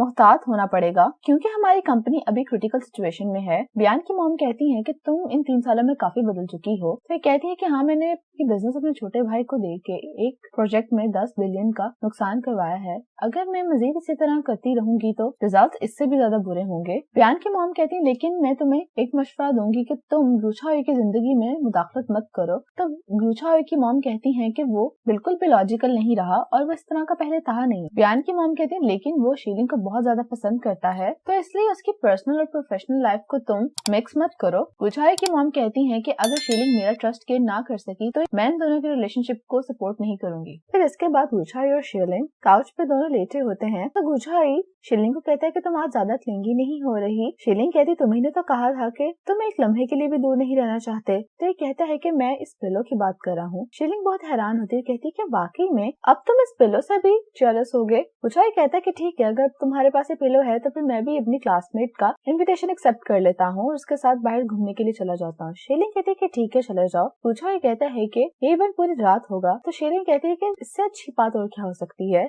लेकिन ये दोबारा वहीं पे लेट जाता है। फिर शीलिंग इससे कहती है कि तुम्हें कुछ वक्त अपनी मॉम के साथ भी गुजारना चाहिए, उनसे बात करके देखो। तो ये कहता है कि मेरी मॉम एक बहुत स्ट्रेट फॉरवर्ड इंसान है। शीलिंग कहती है कि उनका मेरी तरफ इस तरह का रिएक्शन कुछ गलत भी नहीं, क्योंकि मुझे मिस्टर मू ने इंट्रोड्यूस करवाया था और उन्हीं के कहने पे मैंने बोर्ड को भी ज्वाइन किया। गुझाओ कहता है कि लेकिन उन्हें मेरे लिए कम से कम तुम्हारी रिस्पेक्ट तो करनी चाहिए। शीलिंग कहती है कि तुम कुछ चीजें स्टेज पे नहीं समझ सकते, तुम 22 के हो और मैं 31 की। हमें लगता है कि हम अपने इस रिलेशनशिप और मोहब्बत से हर चीज को सही कर सकते हैं, लेकिन हकीकत में ऐसा नहीं है। तो ऐसे में तुम्हारी मॉम का ये सोचना गलत भी नहीं कि मैंने तुम्हारे बेहतरीन साल चुरा लिए। वो ये कभी भी नहीं चाहेंगी कि तुम अपनी चॉइसेस पर रिग्रेट हो। गुझाओ कहता है क्या तुम्हारे इनकार करने की वजह पहले यही थी? तो शीलिंग हाँ कहती है। गुझाओ कहता है कि मैं कभी भी रिग्रेट नहीं करूंगा, ना ही तुम्हें करने दूंगा। गुझाओ अपनी मॉम से मिलने के लिए उनके पास चला जाता है। मॉम कहती है कि तुम कुछ दिन मेरे साथ होटल में रहो, मैं तुम्हें तुम्हारे पसंद के खाने बना के खिलाऊंगी। तो गुझाओ कहता है कि मैं खुद से मैनेज सही से कर रहा हूँ। गुझाओ की मॉम कहती है कि तुम्हारे ग्रैंडपा की डेथ के बाद मैंने बिजनेस की जिम्मेदारी तुम्हारे अंकल को दे दी। तुम्हारे अंकल ने कंपनी का नाम भी चेंज कर दिया, मैंने उस पर भी कुछ नहीं कहा, लेकिन प्रीवियस प्रोजेक्ट में बहुत ज्यादा नुकसान हुआ है। गुझाओ कहता है कि मैं अंकल को ग्रैंडपा की इतने सालों की मेहनत खराब नहीं करने दूंगा। इसकी मॉम कहती है कि तुमने कंपनी को ज्वाइन ही सिर्फ इंचाओ को इन्वेस्टिगेट करने के लिए किया था, क्या तुमने उसके बारे में कुछ इन्वेस्टिगेट किया है अभी तक? गुझाओ कहता है कि इंचाओ को गोल्डन टाइम में बेच दिया गया था और इस प्रोजेक्ट के हेड शीलिंग और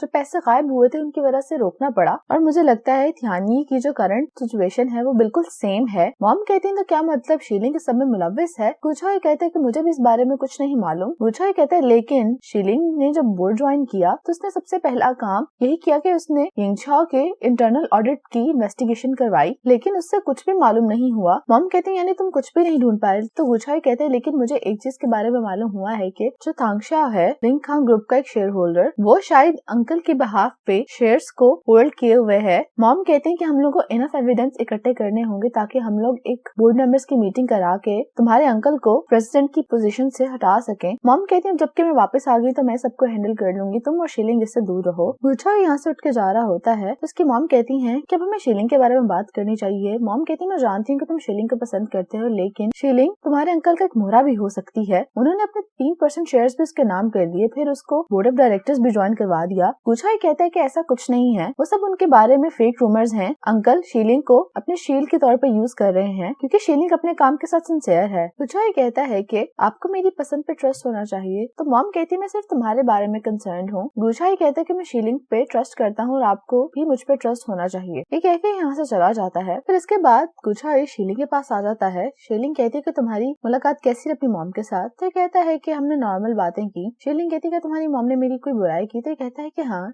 शीलिंग कहती तुम काफी ऑनेस्ट नहीं हो गए। गुलछा कहता है कि हमें अपने डेटिंग एग्रीमेंट को दोबारा से निगोशिएट करना चाहिए। फिर इसके बाद ये कॉन्ट्रैक्ट पे कुछ नए रूल्स लिख के लाया होता है। ये पढ़ना शुरू कर देता है। तो शीलिंग कहती है कि तुम्हारी मॉम ने तुमसे कुछ कहा है, लेकिन ये फिर भी पढ़ता जाता है। शीलिंग इसके कॉन्ट्रैक्ट को पूरा पढ़ने से पहले ही उस पर साइन कर देती है और कहती है कि चाहे जो मर्जी हो जाए हम तुम्हारी मॉम को फेस कर लेंगे और हर मसले का हल ढूंढ लेंगे। फिर इसके बाद गुलछा और शीलिंग जॉगिंग कर रहे होते हैं कि तभी गुलछा को मैसेज आता है। तो शीलिंग कहती है कि आखिर क्या हुआ? तो गुलछा कहता है कि मुझे शाचिंग का मैसेज आया है, वो कह रही है कि उसे कुछ अर्जेंट मैटर डिस्कस करना है, हमें जल्दी जाके मिलना होगा। शीलिंग कहती है वो तुमसे मिलना चाह रही है तो तुम्हें जाना होगा, मैं जॉगिंग के बाद तुम्हारे घर पे वेट करूंगी, तुम जाओ। फिर इसके बाद ये शाचिंग से मिलने के लिए आ जाता है। तो ये कहता है कि आखिर क्या मसला है। ये इसे बताती है कि आज मुझसे वूजंग मिलने के लिए आया था और तुम्हें याद होगा जिस दिन तुम मुझे घर छोड़ने गए थे तो किसी ने हमें चुपके से कैप्चर कर लिया था और अब वो हम दोनों के खिलाफ इसे यूज कर रहे हैं और मुझे ये कहा जा रहा है कि मैं ये कहूँ कि मैं और तुम एक सेक्सुअल रिलेशनशिप में हैं और इसी बेस पे वो मेरा ट्रांसफर करेंगे क्योंकि मैंने ट्रांसफर की एप्लीकेशन सबमिट की थी। गुलछा कहता है कि इन पिक्चर्स में आखिर ऐसा तो कुछ नहीं है जिसकी वजह से वो इतना बड़ा इल्जाम लगा सके। तभी इसको शीलिंग की कॉल आ जाती है, कहती है कि यीचिंग लाइव आ रहा है, मुझे लगता है कि वो जिंदा है। कि सुनते ही ये शाचिंग से कहता है कि जो मैटर तुमने बताया इतना बड़ा नहीं है, मुझे भी कहीं जल्दी जाना है। तो ये कह के यहाँ से निकल जाता है। गुलछा फौरन से घर आ जाता है। शीलिंग कहती है कि यीचिंग की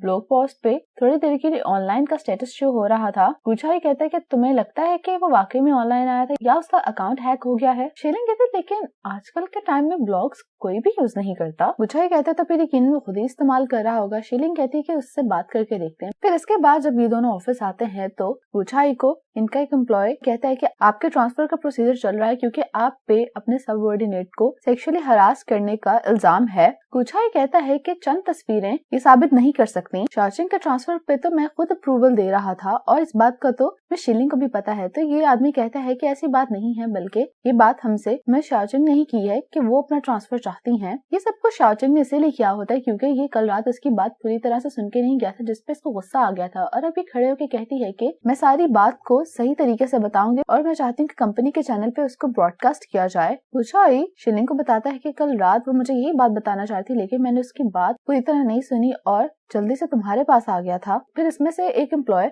शाचिंग को बुरा भला कहने लग जाता है कि वो अच्छी भली मिस शीलिंग और गुलछा की जिंदगी में आ रही है। तो एंडी का उस पर गुस्सा आ जाता है और ये लोग झगड़ने लगते हैं। तब एक दूसरा एम्प्लॉय आता है, कहता है कि तुम लोग झगड़ना बंद करो और लाइव स्ट्रीमिंग शुरू हो चुकी है। उस दिन मैं काफी ड्रंक थी लेकिन गुलछा सिर्फ मुझे मेरे घर तक छोड़ने आया था, उसने मेरे साथ ऐसी वैसी कोई हरकत नहीं की। और ये कहती है कि कल रात मुझे एक एम्प्लॉय वू जांग ने अप्रोच किया और उसने मुझसे कहा कि मैं सारी फेक स्टेटमेंट जाके इधर स्ट्रीमिंग में बताऊं ताकि गुलछा को डिफेम कर सकें। शाचिंग कहती है कि मेरी अपने कोलीग्स और अपने वर्किंग पार्टनर्स को हार्म पहुंचाने की ऐसी कोई भी नियत नहीं है। इस सब के बाद मिस्टर मू मैटर की सेंसिटिविटी को देखते हुए वू जियांग को भी फायर कर देता है और शाचिंग की रेजिग्नेशन एप्लीकेशन भी प्रूव कर लेता है ताकि मुद्दा इस पे ना आए। फिर इसके बाद शाचिंग घर आ जाती है। थोड़ी देर बाद दरवाजे पे नॉक होता तो देखती है कि शीलिंग आई होती है। शाचिंग बहुत ज्यादा हैरान होती है कि ये यहाँ पे कैसे। फिर इसके बाद ये दोनों बैठ के ड्रिंक करने लग जाती हैं। शाचिंग कहती है अब जबकि मैंने जॉब भी छोड़ दी है तो मुझे लगता है कि मैं गुलछा को भूल जाऊंगी। शीलिंग कहती है लेकिन मैं किसी ऐसे को जानती हूँ जो तुम्हें पसंद करता है, तुम्हें सराहता है। तो ये कहती है कि आप गुलछा की बात कर रही है तो ये कहती है कि नहीं तुम दोबारा सोचो। इसे समझ नहीं आता तो ये कहती है कि मैं एंडी की बात कर रही हूँ। शीलिंग कहती है क्या तुमने कभी इस पे गौर नहीं किया? शाओचिंग कहती लेकिन हम तो सिर्फ अच्छे दोस्त हैं। शाओचिंग कहती लेकिन मैंने उसके बारे में कभी भी ऐसे नहीं सोचा। शीलिंग कहती है कि आज तुम्हारे यहाँ से जाने के बाद भी सबसे ज्यादा उदास वही था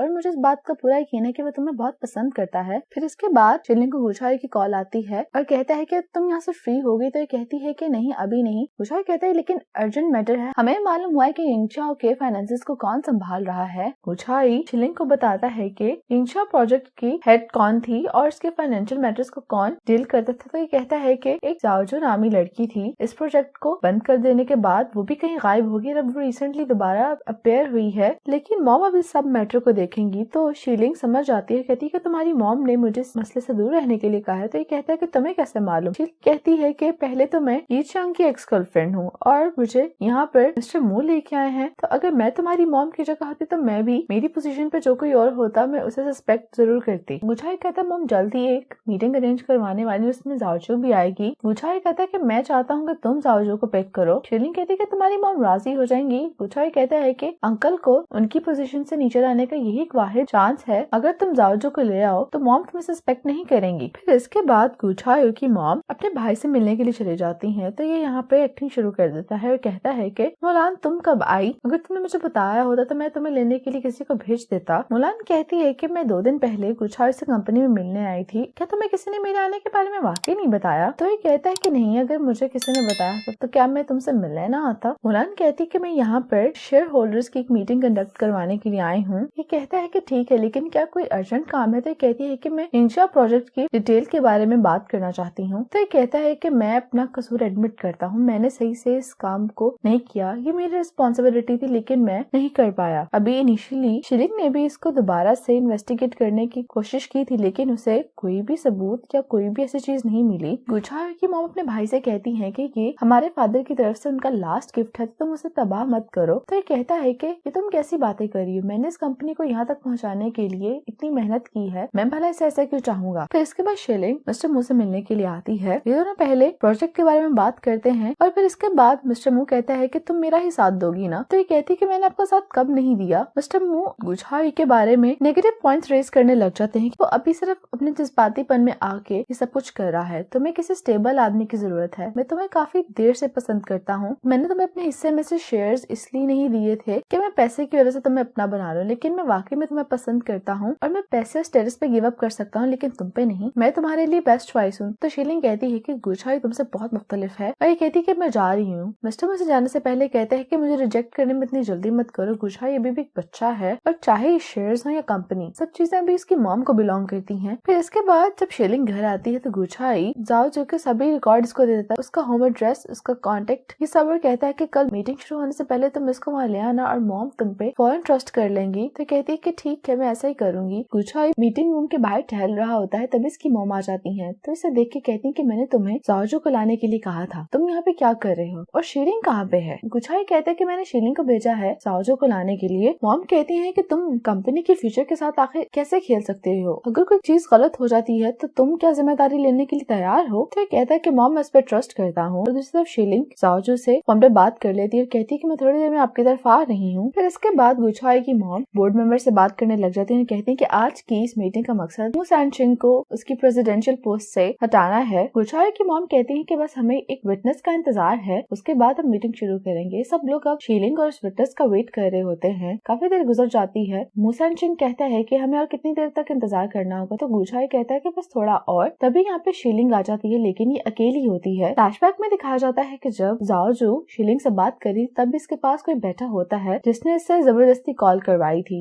और इसे धमकी दी होती है कि अगर इसने इनके कहने के मुताबिक ना किया तो इसके बेटे की जान को खतरा होगा। गुछाई की मॉम कहती है कि अब जबकि विटनेस नहीं आ सका तो ये मीटिंग टेम्परेरी तौर पर एडजर्न कर दी जाती है। मीटिंग के बाद गुछाई की मॉम इसे और शीलिंग को बहुत ज्यादा डांट रही होती है। शीलिंग कहती है कि मुझे माफ कर दीजिए, मैं जानती हूँ इसमें मेरा कसूर है। गुछाई कहता है कि तुम्हारा कसूर कैसे हुआ? मॉम कहती है कि जब मैंने तुम्हें कहा था कि तुम जाके जाओजो को लेके आओगे तो तुमने आखिर शीलिंग को क्यों बताया? गुछाई कहता है कि अगर सेम यही चीज मेरे आपके साथ हुई होती तो फिर आप किसे ब्लेम करती? शीलिंग गुछाई को खामोश रहने के लिए कहती है और कहती है कि मुझे तुम्हारी मॉम से अकेले में बात करनी है। शीलिंग कहती है कि आज के लिए मैं बहुत शर्मिंदा हूँ कि मैं जाओजो को मीटिंग शीलिंग के लिए नहीं लेके आ सकी। लेकिन एक चीज जो कि बहुत ज्यादा विजिबल है वो ये कि इस प्रोजेक्ट के बाद से मूसन चिंग ने जो काम भी किया है उसने कोई पीछे सुराग नहीं छोड़ा और वो आपके आने से पहले भी इस चीज के बारे में अवेयर था कि आप आ रही हैं। बुझाई की मॉम कहती है कि तुम उसे काफी अच्छे से जानती थी। कहती कि मैं ग्रेजुएशन के बाद से ही मूसन चिंग के साथ काम कर रही हूँ, वो कभी भी अपनी पोजीशन को खराब नहीं करेगा। उसने आपको इमरजेंसी मीटिंग बिठाने के लिए परमिशन दे दी, इसका मतलब उसके पास एक बैकअप प्लान था। बुझाई की मॉम कहती है जबकि तुम उसे इतने अच्छे से जानती है तो मुझे ये भी बताओ कि उसका बैकअप प्लान क्या हो सकता है, क्या वो तुम हो? शीलिंग कहती है कि अगर मैं मूसन चिंग का बैकअप प्लान होती तो मैं कभी भी अपने आपको इतनी ऑकवर्ड सिचुएशन में ना डालती। मॉम कहती है कि मैं इस बात का कैसे यकीन कर लूं कि तुम सच बोल रही हो या एक्टिंग कर रही हो। शीलिंग कहती है कि मैंने जितना एक्सप्लेन करना था मैंने कर दिया, मैं अपने आप को डिफेंड करने की कोशिश नहीं कर रही, लेकिन यहाँ पे मैं, आप और गुझाई तीनों ही ये चाहते हैं कि मूसन चिंग को उसके किए की सजा मिले। मॉम कहती है कि मुझे भी बात समझ आ गई है कि गुझाई तुम्हें इतना पसंद क्यों करता है। मॉम कहती है कि अगर तुम इस सब में इन्वॉल्व ना होती तो मैं कभी भी इस बात पे गौर ना करती कि मेरे बेटे की किस तरह की गर्लफ्रेंड है। शीलिंग कहती है कि यानी आप ये चाहती हैं कि मैं इनमें से किसी एक को चुनूं। शीलिंग कहती है कि मैं अपने 3% के जो शेयर्स हैं वो गुझाई को ट्रांसफर कर दूंगी और फिर ये सारा काम करने के बाद मैं अपनी पोजीशन से भी रिजाइन दे दूंगी। अगर मुझे गुझाई या किसी और में से कुछ चुनना पड़े तो मैं इस सोच में नहीं बैठूंगी कि मुझे क्या चुनना चाहिए। मॉम कहती है तुमने तो बहुत जल्दी फैसला कर लिया। शीलिंग कहती है कि मैं बगैर किसी हेजिटेशन के हर मामले में गुझाई को ही चुनूंगी। मॉम कहती है क्या तुम ये सब कुछ अभी इसलिए करी क्योंकि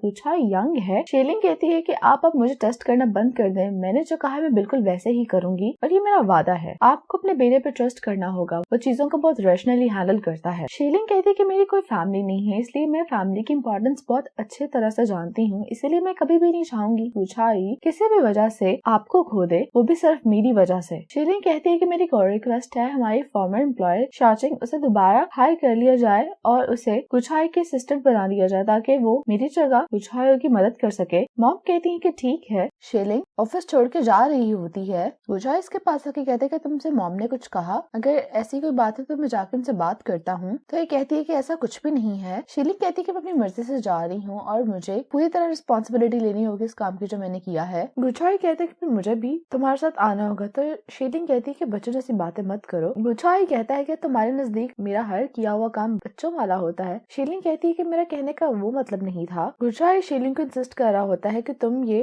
जगह छोड़ के मत जाओ, अगर तुम्हें जाना है तो मैं भी तुम्हारे साथ जाऊंगा। शीलिंग कहती है कि तुम्हें मेरे डिसीजन की रिस्पेक्ट करनी होगी। तो गुझाई इस बात पे नाराज हो जाता है और कहता है कि तुमने कभी मुझ पे ट्रस्ट ही नहीं किया। मैं चाहता हूँ कि हम दोनों हमेशा साथ रहें और हमारा फ्यूचर भी एक साथ ही हो, लेकिन तुम्हारी वो सब बातें महज मुझे एक धोखा लगती हैं। ये बहुत जज्बाती होके सब बातें कह रहा होता है। शीलिंग कहती है कि मुझे इस वक्त सिर्फ एविडेंस चाहिए और कुछ नहीं। गुझाई को बात अच्छी नहीं लगती तो कहते हैं कि ठीक है, मैं तुम्हारे लिए साजू को ले आऊंगा। ये कह के यहाँ से चला जाता है और फिर ऑफिस से घर आने के बाद शीलिंग अपना अपार्टमेंट भी छोड़कर चली जाती है। गुझाई जब रात में घर आता है तो जब ये देखता है कि शीलिंग यहाँ पे नहीं है तो बहुत ज्यादा परेशान हो जाता है। फिर काउंटर पे इसको एक नोट पड़ा मिलता है जिस पर लिखा होता है कि हर किसी की अपनी रूट और पाथ होती है, तुम्हें अपने मिशन को जारी रखना होगा। और इसके साथ ये इसका दिया हुआ पेंडेंट भी छोड़ जाती है। शीलिंग के जाने की वजह से गुझाई बहुत ज्यादा ड्रिंक कर लेता है। ये बैठ के ड्रिंक ही कर रहा होता है कि इसको इसकी मॉम की कॉल आती है। इसकी मॉम इसे कहती है कि तुम दरवाजा खोलो। इसकी मॉम अंदर आके कहती है कि शीलिंग जा चुकी है और तुम अपना हाल देखो। वो सही कहती थी, तुम बिल्कुल बच्चे ही हो भी। गुझाई कहता है कि आपको जो चाहिए था वो तो मिल गया, क्या आप खुश हैं? मॉम कहती है कि शीलिंग ने कंपनी मेरे कहने पर छोड़ी है, लेकिन उसने तुम्हारे साथ अपने रिलेशनशिप को प्रायोरिटी दी। शीलिंग ने मुझसे कहा था कि वो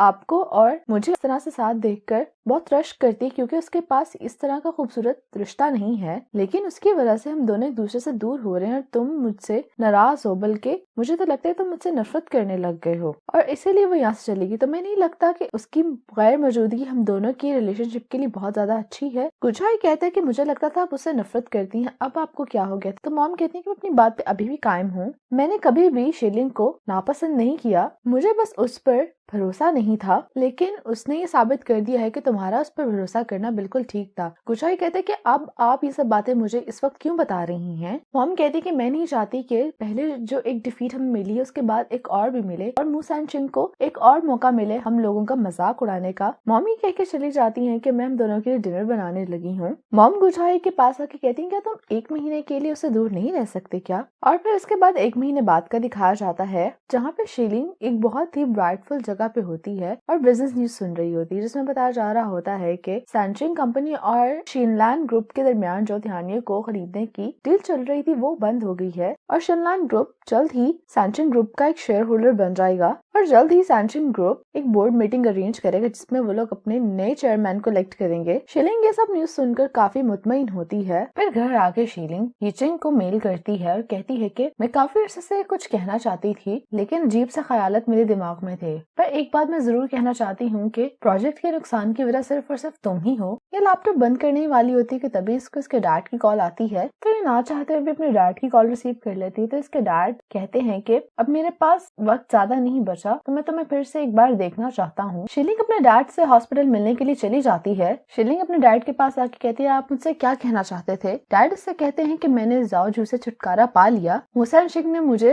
एड्रेस बताया था उसके बेटे के किंडरगार्टन का। जब तुम उसके साथ फोन पे राब्ते में थी और उसके घर पहुंचने वाली थी तो मैं भी पास ही में था। शीलिंग कहती है कि आपने उसके बेटे को किडनैप किया था, तो डैड कहते हैं कि नहीं, ये मैंने नहीं किया था, पर उस दौरान मैंने ये बात नोटिस की वो अपने बेटे को बहुत ज्यादा चाहती है और वो अपने बेटे को बहुत अच्छे से ट्रीट करती थी, लेकिन मैंने कभी तुम्हारे साथ ऐसा नहीं किया। और इसके बाद डैड इसे उसके करंट घर का एड्रेस बताते हैं। शीलिंग कहती है कि सबके लिए आपको मू सान शिंग ने कितने पैसे दिए थे। डैड कहते हैं वो सब पैसे तो मैंने अपनी मेडिकल फीस में खर्च कर दिए और मैं ये जानता हूँ कि मैंने तुम्हारी मॉम के साथ बहुत गलत किया है। डैड अपना फोन उठा के कहते हैं कि मैंने तुमसे अभी जो कुछ कहा वो मैंने रिकॉर्ड किया है, तुम ये जाके जाओजू को दिखा देना, वो ये सुनने के बाद गवाही देने के लिए तैयार हो जाएगी। डैड कहते हैं कि अब बहुत देर हो चुकी है, तो शीलिंग कहती है कि नहीं। डैड से कहते हैं कि फोन का पासवर्ड तुम्हारी डेट ऑफ बर्थ है। शीलिंग अपने डैड को इस तरह से देख के थोड़ी इमोशनल हो जाती है और जाने से पहले अपने डैड को कहती है कि सब बताने के लिए आपका शुक्रिया। शीलिंग जब वापस आती है तो देखती है कि यीचिंग ने जवाब दिया होता है। उसने इसमें लिखा होता है कि मैं काफी सालों से तुम्हें तलाश करने की कोशिश कर रहा हूँ, मैं ये बात जानता हूँ कि तुमने कभी भी यिंगचाओ के इंसिडेंट की इन्वेस्टिगेशन पे गिव अप नहीं किया। मैं बहुत शर्मिंदा हूँ कि मैंने तुम्हें धोखा दिया।